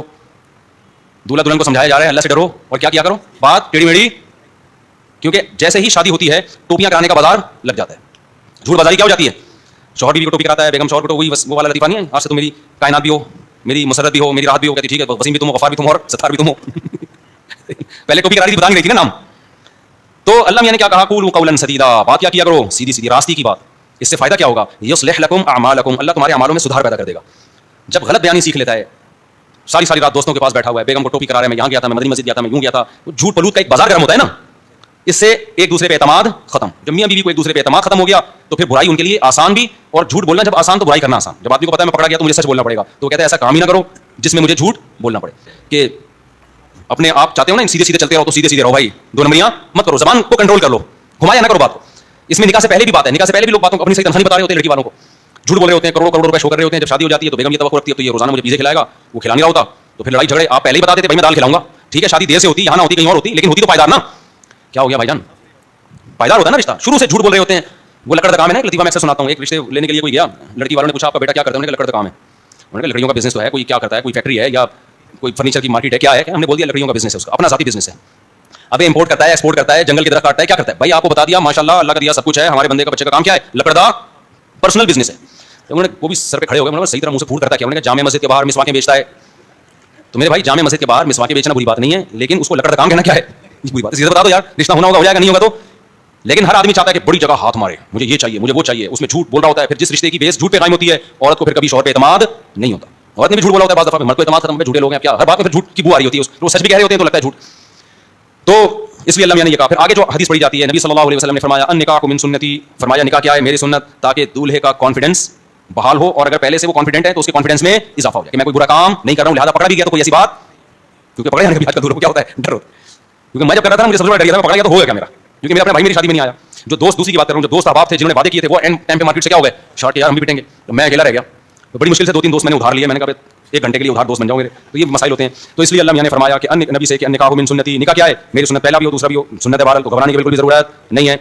और दूसरी बात, फमन रगीब अन सुन्नती फलैसा मिन्नी, दूसरी हदीस में जो मेरी सुन्नत से एराज करेगा उसका मुझसे कोई ताल्लुक नहीं है। ये उन फंडरों को कहा जा रहा है जो समझते हैं निकाह ना करके हम दीन की खिदमत कर लेंगे, कौम का बेहतरीन सरमाया बनेंगे। अंग्रेज शादी वादी नहीं करता, तभी वो शादी ब्याह के बखेड़ों से बच के उनके यहाँ बेहतरीन साइंटिस्ट पैदा होते हैं, बिजनेसमैन पैदा होते हैं, वो काम को फोकस करते हैं। मुफ्ती तारिक मसूद की तरह 15-15 बच्चे और शादियां और ये टोपी ड्रामे और ये फजूल काम उनके यहाँ नहीं है। वो है किसको फोकस करते हैं, स्टेट, रियासत, तरक्की। तभी देखो चांद पे पहुंच रहे हैं, हो रहा है कि नहीं हो रहा, मरीख पे जा रहे हैं। और ये मौलवी आके घटिया सोच कौम को किसमें लगा दिया, शादियों में और बच्चों में। पहले ही मुल्क का बेड़ा गर्क हुआ है, पहले मुल्क का बेड़ा गर्क हुआ है, और ये और फजूल कामों में बचकाना सोच, दकियानूस। आई बात समझ में नहीं आई है, आप लोग की समझ में नहीं आई, घोड़े की कहां से आएगी, नहीं आई मेरा ख्याल है। तो नबी ने बता दिया कि इस बेस पे कि मैं तरक्की ज्यादा कर पाऊंगा, पैसा कमा लूंगा, मैं अल्लाह की इबादत करूंगा, कौम का बेहतरीन सरमाया बनूंगा, इस बेस पे जो निकाह से दूर भागेगा, वैसे ही निकाह नहीं कर रहा, उसको शौक ही नहीं है, वो एक अलग बात है। ये वो बखेड़ों में पड़ना ही नहीं चाहता, भाई मैं मेरे दिमाग नहीं है यार। उसके हालात मैंने देखे, साहब ऐसे भी थे, उन्होंने जब शादी के हालात देखे, भाई हम ऐसे ही ठीक है, लेकिन उनकी अच्छाई का लेबल नहीं लगाया। जो अच्छाई का लेबल लगाएगा ना, तो नबी क्या फरमा रहे हैं, मर रगीब अन सुन्नती, जो मेरी सुन्नत से एराज करेगा फलैसा मिन्नी, वो घोड़ों से होगा। क़यामत में वो माइकल जैक्सन के साथ तो जा सकता है, उसने भी शादी नहीं की थी, ये की थी तो पता नहीं आखिर उम्र में क्या हुआ था, वल्लाह आलम। लेकिन बारह लेट की होगी उनके यहाँ, ये थोड़ी कि जिस उम्र में वासे की हो रही है उस उम्र में माइकल जैक्सन की हो जाए। फिर वो भी कि बच्चों के बड़े मसाइल होते हैं उनके यहाँ। तो नबी ने फरमाया मेरा तरीका निकाह भी और आगे नस्ल बढ़ाने की भी तरकीब दी, जो मेरे तरीके से एराज करेगा वो मुझसे नहीं है। हालांकि नबी का मिशन गोरे के मिशन से बड़ा था। नबी को पूरी दुनिया का टास्क दिया गया था, ताबड़तोड़ जंगें हो रही थी, पूरी दुनिया आपके खिलाफ इकट्ठी हो रही थी। तो नबी की मसरूफियत ज्यादा थी, आपकी ज्यादा है, नबी की ज्यादा थी। देखो निकाह से 2 चीजें इंसान को रोकती हैं, एक मुआशी तंगी, ज्यादातर लोग शादी नहीं कर रहे होते यार, स्टेबल नहीं है, एक ये चीज। दूसरी जो सबसे बड़ी रुकावट है ना निकाह में, वो है जंग। मुआशी बहरान ये कम दर्जे की चीज है, जंगी बहरान ये उससे, भाई किसी मुल्क पे जंग मुसल्लत हो जाए तो मुल्क इकोनॉमिकली अपने आप को स्टेबल करने के बजाय सबसे पहले तो ये कोशिश करेगा ये जंग खत्म हो किसी तरीके से, क्योंकि सारा पैसा किसमें लगेगा, आपका जंग में लगेगा। आप इकोनॉमिकली मजबूत होकर भी गरीब हो जाओगे, तभी कर्जे ले लेके अपने आप को मखरूज बना रहे होते हैं, भाई किसी तरह डिफेंस को मजबूत करें। सहाबा और नबी सल्लल्लाहु अलैहि वसल्लम में ये 2 रुकावटें अला वजहिल अतम थी। एक माली बहरान, इतना कि गुर्बत के खौफ से बच्चों को कत्ल किया जा रहा था जब इस्लाम आया, ये तो माली बहरान था, और मदीना जाके तो और बड़ा बहरान पैदा हो गया। नंबर 2 जंगे, उहुद, बदर, खंदक और बनु कुरैज़ा, बनु नज़ीर, चारों तरफ से क्या माहौल बना हुआ है जंगों का। तो आपके पास फुर्सत होगी, और उसमें एट ए टाइम आप 9 बीवियां रख रहे हैं, नहीं यही बात समझ में। और लोगों को तरकीब देना, अब्दुल्लाह बिन मसूद जैसे सहाबी को जो मिस्कीन थे उनको निकाह की तरकीब, और मिस्कीन सहाबा को तरकीब दे रहे हैं नस्ल बढ़ाओ। तो इससे पता चलता है कि इस्लाम इस फलसफे को मानता ही नहीं है कि मालदार ज्यादा शादियां करेगा या ज्यादा बच्चे पैदा करेगा। इस्लाम कह रहा है कि इस्लाम का हुक्म है, इसमें अल्लाह पे क्या करना है, तवक्कुल। नहीं आई मेरा ख्याल है बात समझ में। और रहा मसला घोड़े का कि भाई वो चांद पे पहुंच गया, सितारों पे कुमंदे डाल रहा है, वो शादी ब्याह के बखेड़ों में नहीं पड़ता, वो बच्चे पैदा नहीं करता, वो कहां जा रहा है, तभी तरक्की कर रहा है। तो आप उसका चांद पे पहुंचना तो देख रहे हो, लेकिन उस सोसाइटी का अब्बा लेस सोसाइटी हो जाना, अब्बा फ्री हो जाना, वो आपको नजर, बोलो हमारे एक आदमी गंदे नाले में सोए लेकिन उसके अब्बा हो, खुदा की कसम ये ज्यादा बेहतर है। और एक चांद पे पहुंच जाए लेकिन अब्बा ही ना हो, अल्लाह की नजर में ज्यादा बुरा है। अबे देखो एक बात बताओ, तुम लोग भी तो आसान एक दफा तमीज से बात समझ में नहीं आती ना, मुझे मिसालें गधे घोड़े की देनी पड़ती है मजबूरन। गधे को आप या कुत्ते को रॉकेट में अपने साथ चांद पे ले गए तो क्या वो अजीम इंसान बन जाएगा, रहेगा तो? या गधे को आपने हार फूल पहना के अवार्ड दे दिया, तो गधे घोड़े और इंसानों में जो एक बेसिक नेचर ने जो फर्क रखा है ना, वो तहजीब का रखा है कि इंसान तहजीब याफ्ता होता है और जानवर तहजीब याफ्ता नहीं होता। ये बुनियादी फर्क है। और तहजीब में जो सबसे नुमाया चीज है वो निकाह खानदानी निजाम है। इंसानों में भाई बहन बीवी बच्चे अब्बा अम्मा नाना नानी चाचा फूफा ये होते हैं, गधे घोड़ों में ये नहीं होते। उनका गधी के साथ फिजिकल रिलेशन होता है, बीवी नहीं बनती गधी उनकी। मैंने यहां कितने निकाह पढ़ाए हैं, सैकड़ों। कभी देखा कोई गधा आया हो? कभी आपने देखा कि किसी गधे ने रिक्वेस्ट की हो कि हजरत आप इंसान लोग बीवी बना के रह रहे हैं, रिलेशन होता है, बच्चों को मिलजुल के पालते हैं, फिर बहुएं दामाद, ये कितना प्यारा निजाम है आप लोगों का, और मैं फला साइंसदान के साथ चांद पर पहुंच गया था, ये इज्जत तो मुझे मिली है, लेकिन लोग मुझे फिर भी कहते क्या है, गधा। लिहाजा आप मेरा भी निकाह कराएं ताकि मेरा भी एक खानदान हो। समझ रहे ना? एक और बात दिमाग में आ रही है, ये जरा बंद कर देना, छोड़ो रहने दो, एक मिनट बाद में कभी छांव में आएंगे बताएंगे आप। खैर, तो हजरत आप मेरा भी क्या करा दें, कुछ चीजें हमने छांव में संभाल के, पर जो खास अपने लोग हैं उनको हम वो बताते हैं, वो बड़ी इल्मी नुक्ते की चीजें होती हैं। तो खैर वो फिर तो गधा क्या है, वो कभी आया यार मेरा निकाह पढ़ा दें, भाई वो तो गधा है, ये उसका काम है, वो तो गधी से फिजिकल रिलेशन कायम किया, फिर भूल गया कुछ पैदा हो रहा है कि नहीं हो रहा, वो कह रहा है ये मेरी टेंशन नहीं है। तो गर्लफ्रेंड बॉयफ्रेंड में भी ऐसा ही होता है, गर्लफ्रेंड का बॉयफ्रेंड से रिलेशन होता है, कुछ पैदा हो जाए ठीक है, नहीं हो तो भाड़ में जाए, हमारा क्या। निकाह में ऐसा नहीं होता भाई, निकाह के फौरन बाद कुरान क्या कहता है, फलम्मा अथक़लत दाअवल्लाह रब्बहुमा, जब मियां बीवी की शादी होती है अल्लाह कहते हैं थोड़े दिनों के बाद दुआएं मांगना शुरू कर देते हैं। लइन आतैतना, अल्लाह अगर तूने हमें नेक औलाद दे दी, लनकूनन्ना मिनश शाकिरीन, हम तेरा शुक्र अदा करेंगे, दुआएं मंगवा रहे होते हैं। دونوں خوش ہوتے ہیں, گرل فرینڈ بوائے فرینڈ میں. بوائے فرینڈ مارکیٹ سے سنتا ہے نا بچہ ہو گیا, مارکیٹ سے کیا ہوتا ہے شارٹ, ابھی میں نہ پکڑا جاؤں کہیں. تو ایسے چاند پہ پہنچنے سے بہتر نہیں نیچے بیٹھا رہتا انسانوں کی طرح. میں چاند پہ پہنچنے کو برا نہیں سمجھتا, مسلمان کو چاہیے کہ ترقی کرے, لیکن اس کا شادی بیاہ سے کوئی تعلق نہیں ہے, نکاح کر کے بھی ترقی ہو سکتی ہے. انگریز اگر نکاح اور خاندانی نظام کو چلاتا تو اس سے زیادہ ترقی کرتا, کیونکہ کمپٹیشن بڑھتا. وہ کہتے ہیں بھائی میرا چاند پہ پہنچا, دوسرا کہتا ہے وہ بھی میرا بھائی ہے یار, چھوٹا چاند پہ پہنچ گیا, میں مریخ پہ جاؤں گا. ان کا تو یہ چیز ہے ہی نہیں نا, بس گورنمنٹ الاؤنس دے دے کے لوگوں کو موٹیویٹ کر رہی ہوتی ہے. اچھا میرے بھائی جلدی سے بات کو سمیٹ کے ختم کروں. دوسرا خطبہ کیا پڑھا جاتا ہے, دوسری حدیث کیا پڑھی جاتی ہے. آپ صلی اللہ علیہ وسلم نے فرمایا, خطبے میں جو پڑھا جاتا ہے نا کہ تزوجوا الودود الولود فانی مباہی بکم الامم. ایک اور حدیث پڑھی جاتی ہے جو آج میں نے خطبے میں نہیں پڑھی, کہ عورت سے 4 باتوں کی وجہ سے نکاح کیا جاتا ہے. اس کی خوبصورتی دیکھی جاتی ہے بعض دفعہ اس کا منصب عہدہ دیکھا جاتا ہے, بعض دفعہ اس کا خاندان دیکھا جاتا ہے, اور بعض دفعہ اس کی دینداری دیکھی جاتی ہے. تو آپ نے فرمایا فظفر بذات الدین تریبت یداک, تیری ناک خاک آلودہ ہو, تو سب سے پہلے کیا دیکھ, دین دیکھ اس میں. آج کل یہ چیز بھی مارکیٹ میں لڑکوں میں کیا ہے, شارٹ, ان کو چاہیے شارٹ کپڑوں والی. مارکیٹ میں جب جو چیز شارٹ ہوتی ہے تو کپڑے بھی مارکیٹ میں آج کل کیا چل رہے ہیں, ان کو چاہیے لبرل قسم کی لڑکیاں جو انہوں نے اسکرین پہ دیکھی ہوتی ہیں, لیکن یہ نہیں پتا کہ جب اس لبرل سے آپ کی شادی ہوگی تو تھوڑے دنوں میں جو تمہیں چترول لگائے گی نا, کیونکہ وہ خدا کو نہیں مانتی, تو کیا لگتا ہے اس کا. صحیح ہے, یہ تو خدا نے کہا ہے. حدیث کہتی ہے کہ شوہر اگر عورت کو حکم ہوتا کسی کے سامنے سجدہ کرے تو کس کو, شوہر کو. یہ تو قرآن و سنت کہتے ہیں. لبرل انٹیاں ان باتوں کو نہیں مانتی, کہتی ہیں ویمن رائٹس, جتنا ہمارا رائٹ ہے اتنا ہی آپ کا رائٹ. کما کے دے رہا ٹھیک ہے, نہیں تو بدلی سے نکل. نہیں آئی بات سمجھ میں, پھر وہ لگاتی ہے کیا, طبیعت سے دھوتی ہے. آتے ہیں روتے ہوئے لوگ, یہ ہو گیا میرے ساتھ, اور پھر آپ تھوڑے سے آڑے ترشے ہو گئے, کوئی مسئلہ آپ کے اندر پیدا ہو گیا. اس کو ساری ایسی نہیں ہوتی بھائی جو بیان سن رہی ہیں, ان کے علاوہ کی بات کر رہا ہوں. پھر ان کو پسند آ گیا کوئی اور, کیونکہ ان کی تو نظر کی حفاظت بھی نہیں ہے. ایک خاتون نے بتایا میرا میاں جو تھا وہ کسی گرل فرینڈ کے ساتھ گھوم رہا ہے. میں نے اس کو سمجھایا بھائی تو کیا کر رہا ہے, تو کہہ رہے ہیں کہ میری نظر گندی نہیں ہے, ایکچولی میری فرینڈ ہے. یہ لوگوں نے نا ایک فلموں سے ڈراموں سے یہ چیز سیکھی ہوئی ہے, فرینڈ شپ لڑکیوں سے الگ ہوتی ہے اور محبت الگ ہوتی ہے. بکواس ہے یہ. مرد کی فرینڈ شپ مردوں سے اچھی لگتی ہے بھائی, لڑکیوں سے اچھی بالکل بھی. زنانہ پن ہے یار, تو عورتوں میں گھسا ہوا ہے بغیر استغفر اللہ غلط کر دینا, کیونکہ بہت سارے لوگ سن رہے ہوتے ہیں, ہوتے ہیں یہ نا, تو کہیں گے سب ہمیں یار یہ کہہ رہے مردوں سے دوستیاں لگاتا اچھا لگتا ہے, اور سے ریلیشن بیوی کی صورت میں ٹھیک ہے بس, یا کوئی ایجڈ ہو بوڑھی ہے کہ وہ الگ بات ہے. جوان لڑکی ہے تو کیوں سے دوستی لگا رہے بھائی, اور بدگمانی کتنی پھیلے گی. اللہ سے تو ڈرتے نہیں ہے, پھر بیویاں کنٹرول کرتی ہیں. تو بیگم نے بولا کہ میرا میاں کسی لڑکی سے دوستی, لنچ ہو رہے ہیں اس کے ساتھ ڈنر ہو رہے ہیں, میں اعتراض کرتی تو کہتی ہے میری کیا ہے, کلیگ ہے, فرینڈ ہے, میرا کوئی ایسا مجھ سے بدگمانی نہ کرو. اس خاتون بڑی ہوشیار تھی, اس نے کہا ٹھیک ہے کل سے وسیم میرا کیا ہے, فرینڈ ہے, میں لنچ کس کے ساتھ کروں گی. یہ جن لڑکیوں کی خواتین کی بھی میاں یہ حرکتیں کر رہے ہیں ان کے لیے ایک پیکیج لے کر آیا ہوں میں, کرنا لے ایسا نہ وسیم سے دوستی لگا لیں, صرف ایک ڈرانے کے لیے پیکیج ہے. مجھے ڈر یہ لگ رہا ہے کل سے ایسا نہ لنچ غفار کے ساتھ ہو رہا ہے, کیونکہ جب ایک دوست جائز ہے تو پھر ان کی نظر میں 20 دوست بھی جائز ہے نا. اس خاتون نے کہا میں نے اپنے شوہر سے کہا ٹھیک ہے بھائی, پھر وہ جو وسیم ہے نا اس کے ساتھ میرا ڈنر, کیونکہ میرا وہ کیا ہے, فرینڈ. غفار کے ساتھ لنچ وہ میرا کیا ہے, کہ میرا میاں نے بولا آنکھیں نکال دوں گا, منہ توڑ دوں گا. دل میں چور ہے نا. ابے جب تو یہ لبرل لوگوں کیا ہوتا ہے, یہ تو ہمارا پاکستان اتنا لبرلزم میں آگے نہیں بڑھا, اس لیے تھوڑا تھوڑا کنٹرول ہے معاملہ. ورنہ جو لبرل کنٹری ہے ان میں تو ایسا ہوتا ہے, بیگم کہتی ہے میاں کہتا ہے وہ میری گرل فرینڈ ہے, سوری میری فرینڈ ہے, تو یہ بھی میرا کیا ہے, فرینڈ ہے. اب نہ وہ اس کو روک سکتا ہے نا, کس قانون سے روکیں, کیونکہ انہوں نے فرض تو کیا ہوا کہ ہم نے بدگمان تو ہونا نہیں ہے. ہمارے پاس اسلام ہے, اسلام نے کہا مرد کی لڑکی فرینڈ نہیں ہو سکتی, ایسی کی تیسی. سمجھتے ہو, عورت کسی مرد کو فرینڈ, تمہارا فرینڈ تمہارا میاں ہے بس, اس کے علاوہ اور کوئی بھی نہیں ہے, اور تمہارے بھائی جو محرم رشتے ہیں بس, اس کے علاوہ کوئی بھی نہیں ہے. اپنے بھائی کو بناؤ اپنا فرینڈ, دل کی باتیں بھائی سے شیئر کرو, نہیں تو پھر شوہر کے ساتھ شیئر کرو. سمجھتے ہو کہ نہیں سمجھتے. تو یہ کتنا بڑا اسلام نے ہمیں فائدہ پہنچا دیا نا, کہ ایک ہمارے لیے قانون بنا کے وہ دروازہ ہی بند کر دیا ہمارے لیے. تو اللہ میاں نے کیا فرمایا, وہ میں بتا رہا تھا نا, یہ وہ تو بتا رہا تھا فمن رغب عن سنتی فلیس منی. ہاں, تو آپ صلی اللہ علیہ وسلم نے فرمایا, ہاں نبی نے فرمایا کہ 4 باتوں سے عورت سے نکاح کیا جائے, میں سب سے زیادہ فوکس کس کو کرنا ہے, دین کو. یہ نہیں کہا کہ خوبصورتی کو مت دیکھو, خاندان کو مت دیکھو, وہ بھی دیکھ سکتے ہیں آپ, کوئی حرج نہیں ہے, لیکن پہلے نمبر پہ کیا رکھنا ہے, دین کو, تاکہ رشتہ کامیاب ہو. اور آج کل تو دین کو فوکس اس لیے بھی ضروری ہے کہ آج کل خواتین ٹھک سے عدالت سے جا کے کھلا لے کے, بچے مارکیٹ سے لے کے شارٹ, پھر کسی مفتی سے فتوا لینے کی ان کو ضرورت نہیں ہے. پھر آپ عدالتوں میں بچے دیکھنے جاؤ گے, مہینے میں 1 یا 2 دن, بچے لانے لے جانے کے پیسے بھی عدالت آپ سے لے گی, 18 سال تک کا بچوں کا خرچہ بھی عدالت آپ سے لے گی, اور تعلیم آپ کی بیوی کی مرضی کی ہوگی. پھر جو مرد ڈپریشن میں جاتے ہیں نا, وہ اگر کسی مفتی سے پوچھے گی تو مفتی بتائے گا یہ ناجائز ہے. بھائی بچے رات میں ہفتے میں 1 دفعہ شوہر کے پاس رہ سکتے ہیں, خرچہ ٹھیک ہے وہ دے گا, لیکن تعلیم پھر شوہر کی مرضی کی ہوگی.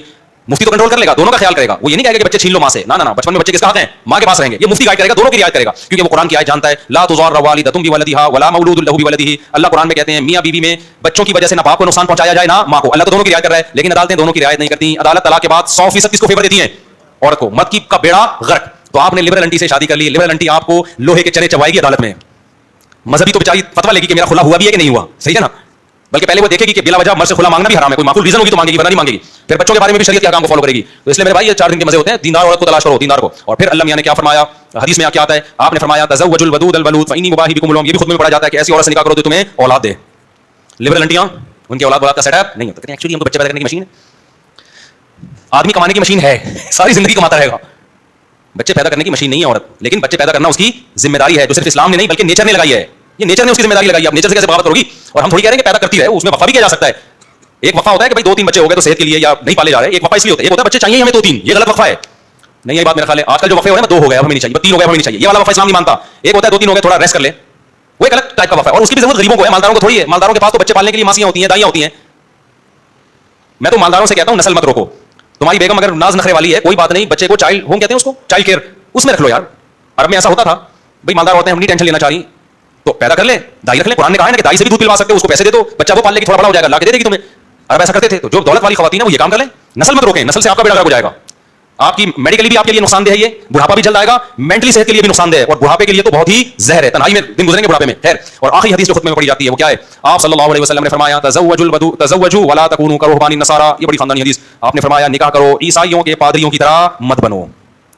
ईसाइयों में जो राहिब और पादरी है ना, वो इबादत करता रहता था। अब तो ईसाइयों में भी शुरू हो गई है फादर जो उनकी शादी करते हैं, लेकिन असल ईसाइयत में जो तहरीफ शुदा ईसाइयत है, हज़रत ईसा का ये मज़हब नहीं है। लेकिन बाद में जो पादरियों ने कहा कि भाई ये दीन की खिदमत के लिए वक़फ़ है, ये निकाह नहीं करेंगे। नबी ने क्या फरमाया? तुमने करना है, इबादत भी करो, लेकिन निकाह को इसमें रुकावट मत समझो।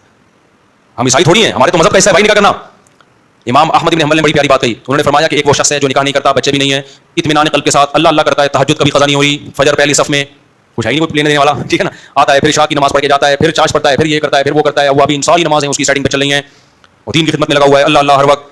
ये भी है एक बंदा। फरमाया दूसरा वो है जिसके बीवी बच्चे हैं, वो बेचारा नमाज़ पढ़ने आता है, फिर फिक्र होती है यार पराठे के पैसे नहीं, आज घर वालों को खिलाऊंगा कहाँ से, कहता है यार कोई जॉब दिला दो मौलवी साहब, ये टेंशन में उस तरह इबादत नहीं कर पाता। फिर अल्लाह से दुआएं मांगता है, अल्लाह मुफ्ती तारिक मसूद का बयान सुन के 18 बच्चे पैदा हो गए हैं, कोई इसका बंदोबस्त कर दे, इतनी बीवियां रख ली, इतने बच्चे पैदा हो गए, इबादत भी नहीं करने दे रहे, नमाज पढ़ते हैं तो कोई ना कोई आ जाता है। अब मैं कल में नमाज पढ़ रहा था, सुन्नतें पढ़ रहा था, बच्चा आ गया ना, उसने उल्टी कर दी पूरी जाए नमाज, आधी मेरे कपड़ों पे आधी जाए नमाज पे, खुशबू गया घिन भी आ रही है, ये क्या कर दिया।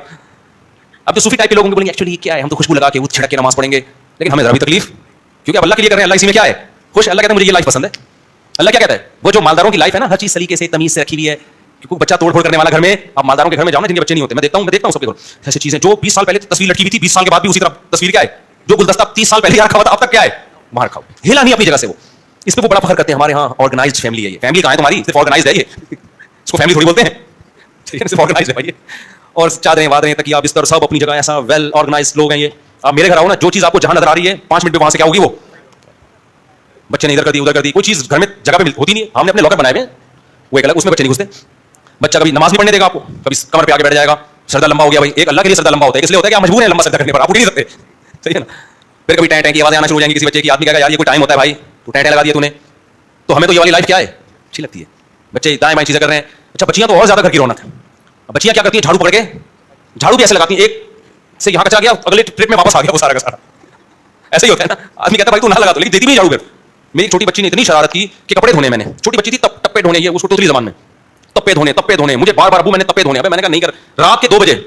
फिर मैंने कहा बहुत कर रही है उसको वॉशरूम लेके ना, जहाँ कपड़े धुलते हैं वॉशिंग मशीन में, वो मैंने घी निकाला, वो वॉशिंग मशीन कपड़े धोने वाली नहीं है वॉशिंग मशीन, कपड़े नहीं धुलते उसमें, कभी भी आज तक नहीं धुला उसमें, वो डायरेक्ट आई ही घी निकालने के लिए, क्योंकि लोग कह रहे हैं यार वॉशिंग मशीन कपड़े धोने वाली चीज में खाने की चीज बन रही है, वो कपड़े धोने के लिए कभी भी नहीं धुले उसमें। या आप किसी घी वालों से पूछें, ये वॉशिंग मशीन लेते हैं घी निकालने के लिए। तो खैर अब मैं उसको ले गया, तो अबे भाई उसने मेरा टेंशन, अच्छा हमें तो हंसी भी आ रही है उसकी हरकतों पे। उसने क्या किया, वो कपड़े लाओ, अब कपड़े धोने के लिए। फिर वो टब में, बच्चियों की यही घर में हरकतें होती हैं, तो अब उसने कपड़े डाल दिए। फिर मुझे कहा नलका खोलो, हमने नलका खोला। अब मैंने कहा इसको सुकून आने का नहीं, अब सर्फ डालो इसमें। सर्फ डाला मैंने, तो अब वो कपड़े निकाल के ना, अब उससे उठ ही रहे, अब हम उसके साथ निकाल रहे हैं, तो दूसरे कपड़े लाओ। मैंने कहा पूरे कपड़ों का बेड़ा गर्क। और इतना जिद करते हैं ना बच्चे इन हरकतों पे कि नहीं धोने हैं।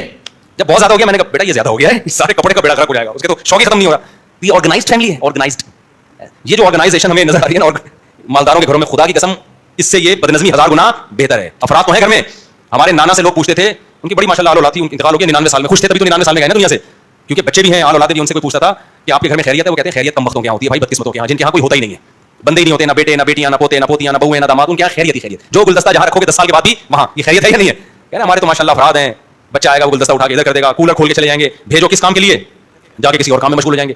तो बच्चों की ये तो लाइफ है यार, इसी को तो इंसान एंजॉय करता है। तो इमाम अहमद बिन हंबल कहते हैं कि जिसकी आल औलाद है, फैमिली है, और उनके लिए परेशान होता है, अल्लाह से दुआएं मांगता है, ये उस इबादत गुजार से अल्लाह को ज्यादा महबूब, क्योंकि ये शरीयत पर, शरीयत के बताए हुए तरीके के मुताबिक चल रहा है, अक्ल तरीके से नहीं चल रहा। और जो निकाह और औलाद से दूर भाग की ऑर्गेनाइज्ड फैमिलियां हैं, ये अक्ल तरीके से हैं, ये फैमिली में फना हो जाएगी थोड़े दिन में, और ये बुढ़ापे में ऑर्गेनाइज होने के मजे लेंगे। बूढ़ा भी कहेगा यार ये मेरी शादी के वक्त मैंने ये गुलदस्ता यहाँ रखा था, आज तक ये वहीं का वहीं रखा हुआ है, सही है ना। तो ये बोरिंग लाइफ है मेरे भाई। तो ये ऑफिस में आप रखें, ऑफिस में बच्चों को ना घुसने दें, जो अपना जो काम की जगह है ना वहां बच्चे नहीं आने चाहिए, वो होना चाहिए। हमारा ये दफ्तर आके देखें ना, ये जो मैं जहां रिकॉर्डिंग कराता हूं, यहाँ जो गुलदस्ता जहां है, हटाने का ऑर्डर भी दो तो भी नहीं हटता, वो वहीं का वहीं रहता है। ये इतना ऑर्गेनाइज्ड है। अब जो चीज जहां रखी हुई है ना, वो वहीं की वहीं है। वो जब बहुत दफा बोलो कि भाई हटा दो, तो फिर 6-7 महीने में जाके हटने की, वो तो हर जगह दफ्तरों में यही हाल है। वो मेरे हमारे साथी नाराज हो जाएंगे, वो हमारी शिकायत करें। तो अल्लाह ताला से मेरे भाई पूरा मैंने निकाह का थोड़ा सा आपको खुतबा बयान किया चुके, निकाह हमने कहा चलो सूरह अल-हक़्क़ा से हट के थोड़ा सा निकाह के खुतबे पे कई बार लोग कह रहे थे, तो समझ में आ गया निकाह का खुतबा पूरा एक लाए अमल, कितना खूबसूरत खुतबा इस्लाम ने रखा है यार, ताकि दूल्हा दुल्हन को अच्छी तरह बात खोपड़ी में बैठ जाए। अल्लाह ताला समझने की तौफीक अता फरमाए। नमाज के बाद थोड़ी देर मसाइल का सेशन होगा, ज्यादा लंबा सेशन नहीं होगा, थोड़ी देर होगा, जो बैठना चाहे बैठ सकते हैं। अच्छा भाई अगर कोई मुझे कोई आऊँगा मैं तुमसे आया फिर देर से आया तो मुझे आने लगता है। एक आदमी मुझे टाइम दिया कि मैं फलां वक्त आऊँगा लेकिन वो फिर देर से आया तो मुझे शदीद गुस्सा आने लगता है। क्या ये किब्र की निशानी है? इसी तरह मेरी अगर किसी से बात इस वक्त तक मैं आऊँगा अब क्या मसला पूछा है तो फिर वो गुस्सा आने लगता है। इनको ये कि किसी ने टाइम दिया मैं फलां टाइम पे आऊँगा नहीं आया तो मुझे खोपड़ी घूम गई तो ये तकब्बुर है। इसका ताल्लुक इससे है कि किस पे आ रहा है गुस्सा। अब्बा ने कहा मैं इतने बजे आऊँगा, अब्बा नहीं आया तो खोपड़ी घूम गई तो ये तकब्बुर है। इसलिए कि अब्बा की गलती है लेकिन गलती हो गई ना, अब्बा ने गलत किया तो अब्बा के एहसानात उनकी गलतियों से ज्यादा है, तो अब्बा पे खोपड़ी घूमने की आपको इजाजत नहीं, बल्कि जहाँ खोपड़ी है उसको एल्फी से वहीं चिपका देंगे, घूमने ही ना दें। अम्मा पे गुस्सा आ रहा है, अब्बा पे गुस्सा आ रहा है, बड़ों पे गुस्सा आ रहा है छोटी छोटी बातों पे, लेकिन आपका दोस्त है, टाइम दिया नहीं आया, कोई उज़र भी नहीं था, आप इंतजार कर रहे हो, आदमी को दिमाग खराब होता है। हमें तो बड़ा गुस्सा आता है, आप बैठे हुए सारे काम का छोड़ के, और आप मसरूफ आदमी भी हैं, अगर बिल्कुल वेले ही हैं तो फिर 1 घंटा लेट आ गया तो पहले आ गया तो कौन सा तीर मार लेना था आपने? क्योंकि कराची में जो ज्यादातर नौजवान है वो वेले हैं। आप उनको 10 बजे का टाइम तो 12 बजे भी पहुंचोगे तो कोई उनकी सेहत पे फर्क नहीं पड़ेगा, क्योंकि 10 बजे आने से भी वही होता है जो 12 बजे आने से हुआ है। उन्हें कौन सा कोई चांद पे जाने की कोई प्लानिंग कर लेनी थी, या कश्मीर को आजाद करने की कोई प्लानिंग या कोई स्टडी करनी थी? इम्तिहान तो उन्होंने एग्जामिनेशन हॉल में देना है, वो तो स्काइप पे या जूम पे हल करा देगा बंदा, नहीं हुआ तो फिर एग्जामिनर को पैसे देके हल हो जाएगा। तो फिर भी अगर गुस्सा आ रहा है तो फिर ये तकब्बुर की अलामत है। भाई तुझे किस बात पे गुस्सा आ रहा है? लेकिन कोई मसरूफ आदमी है, उसका टाइम कीमती है, उसने किसी और को टाइम दिया है, वो वेला बैठा हुआ है आपके इंतजार में, फिर उसको गुस्सा आ रहा है, तो ये तकब्बुर नहीं है, बल्कि गुस्सा ना आना बेवकूफ होने की अलामत है कि तुम्हारे साथ जो भी करता रहे तुम्हें कुछ भी नहीं होता। फिर भी कोशिश कीजिए कि क्या करें, गुस्से पे काबू पाया करें, आइंदा के लिए उससे एहतियात कर लें, आइंदा कोई कमिटमेंट उसके साथ करें ही नहीं आप, क्योंकि गुस्सा आने से नुकसान अपने आप को ही होता है, बिना वजह के खून चलता है इंसान का। मेरे भाई लफ्ज़ अम्मा बाद की वजाहत मतलूब है। हाँ, ये जो अक्सर खुतबे में पढ़ा जाता है अम्मा बाद अऊज़ु बिल्लाहि मिनश शैतानिर रजीम बिस्मिल्लाहिर रहमानिर रहीम, तो ये कहते हैं अम्मा बाद क्या होता है? देखो अम्मा जो है ना, ये महमा यकुन शैउम मिनल अशियाई का मुखफ़फ़ है अरबी में। ये एक जुमला है महमा यकुन शैउम मिनल अशियाई। महमा का मतलब जो भी हो जाए अशिया में से, बादू का मतलब ये जम्मा जुमला मुज़ाफ़ इलैहि हज़फ़ है, उसके एवज़ में आया। बादल हम्दी वस्सलात असल में था महमा यकुन शैउम मिनल अशियाई बादल हम्दी वस्सलाती फ़अऊज़ु बिल्लाहि मिनश शैतानिर रजीम। हम तो सलात मैंने कर ली, अल्लाह की हम्द और नबी पर दुरूद भेज दिया, उसके बाद जो कुछ भी हो जाए बात यह है कि मैं अल्लाह की पनाह मांगता हूँ और अल्लाह के नाम से शुरू करता हूँ, या फिर कुछ भी हो जाए। ये एक मुहावरा है अरबी में, हम भी बात कर रहे होते हैं ना कि बहरहाल, इसका मतलब उर्दू में होगा बहरहाल, यानी कुछ भी हो जाए, हर कंडीशन में बात मेरी जो पैगाम है मेरा वो ये है जो आगे आ रहा है, यानी उर्दू में इसका मुखफ़फ़ बहरहाल। जैसे हम बातें कर रहे होते हैं भाई, पहले मैं हम करता हूँ, फिर मैं दुरूद पढ़ता हूँ, फिर और बहरहाल एक्चुअली हमारा जो मकसद था वो ये था कि मैं आपसे मेरी कल शादी हुई थी, सिलसिले में आया हूँ। एक आदमी की शादी हुई ना, तो दुल्हन के पास गया तो समझ में नहीं आ रहा था बातचीत का आगाज कैसे करें ना। अबे तो वैसे ही शुरू करते बातचीत, वो कह रहे नहीं, कह रहे मेरी कल आपसे शादी हुई थी, इस सिलसिले में मैं हाजिर हूँ। ठीक है ना, तो बहरहाल का मतलब जो भी हो, तो ये मतलब हर हालत में महमा यकुन शैउम मिनल अशियाई। मुसाफिर अगर अखीर तशहुद में जमात में शरीक हो तो क्या 4 रकत पूरी पड़े या फिर देर से सलाम फिरे? तशहुद में जमात से शरीक हो आखिर तो 4 रकत पूरी पड़ेगा, और क्या करेगा समझ नहीं आ रहा। अच्छा मुसाफिर, हाँ मुसाफिर मुकीम के पीछे जमात में शामिल हो गया ना, आखिरी रकत का 1 सेकंड भी मिल गया तशहुद का तो पूरी ही नमाज पड़ेगा, क्योंकि उसने तकबीर इमाम की तकबीर वाली बांध ली है, तो पूरी पड़ेगा इमाम की। वो इतना लंबा सवाल मेरे भाई, मुझे सामने सवाल को सुकून से पढ़ेगा, सुकून से नहीं पढ़ सकता, फजर हो जाएगी, बेसुकूनी के साथ बयान करना के मौजूदा निज़ाम को तब्दील करने के बारे में क्या तरीका कार होना चाहिए, इस बात पर बात की मैं खुद आपको बताया, इस तरीके पर कायल हूँ। ईमानदार और नेक लोगों को चाहिए कि वो इन ओहदों को हासिल करें जिनके जरिए वो कानूनी तरीके से इक़्तिदार हासिल कर सकते हैं, यानी ताकत हासिल कर सकते हैं, जैसे कि जज बने, लॉयर बने और पुलिस ऑफिसर और आर्मी ऑफिसर वगैरह। मगर मुफ्ती साहब मेरे ख्याल में यहाँ आप इस चीज़ को क्यों नजरअंदाज कर रहे हैं कि अगर ये हुकूमत अपने ज़ालिमाना निज़ाम के खिलाफ किसी तहरीक को ताकत जमा नहीं करने देगी तो ये कैसे मुमकिन है कि हुकूमती ओहदों पर जिनसे ताकत हासिल की जा सकती है ईमानदार लोगों को आने दे, बल्कि मखसूस लोग ही इस पर जाते रहेंगे। इनका खुलासा है फाइनल सिलेक्शन भी तो इन्हीं बेईमान और करप्ट लोगों के हाथ में है। ये मैं सवाल समझ गया, इनका पूरा पढ़ूंगा बहुत टाइम हो जाएगा। मैंने कहा था कि इनकलाब पाकिस्तान में मुसल्लह तहरीक के जरिए नहीं लाओ, इससे बगावत फैलेगी, नुकसान होगा। एक मिनट मुकम्मल कर लो, इसके साइड इफेक्ट ज्यादा हैं और आएगा हाथ में कुछ भी नहीं, क्योंकि हुकूमत के पास जो पावर होती है वो हम सोच भी नहीं सकते।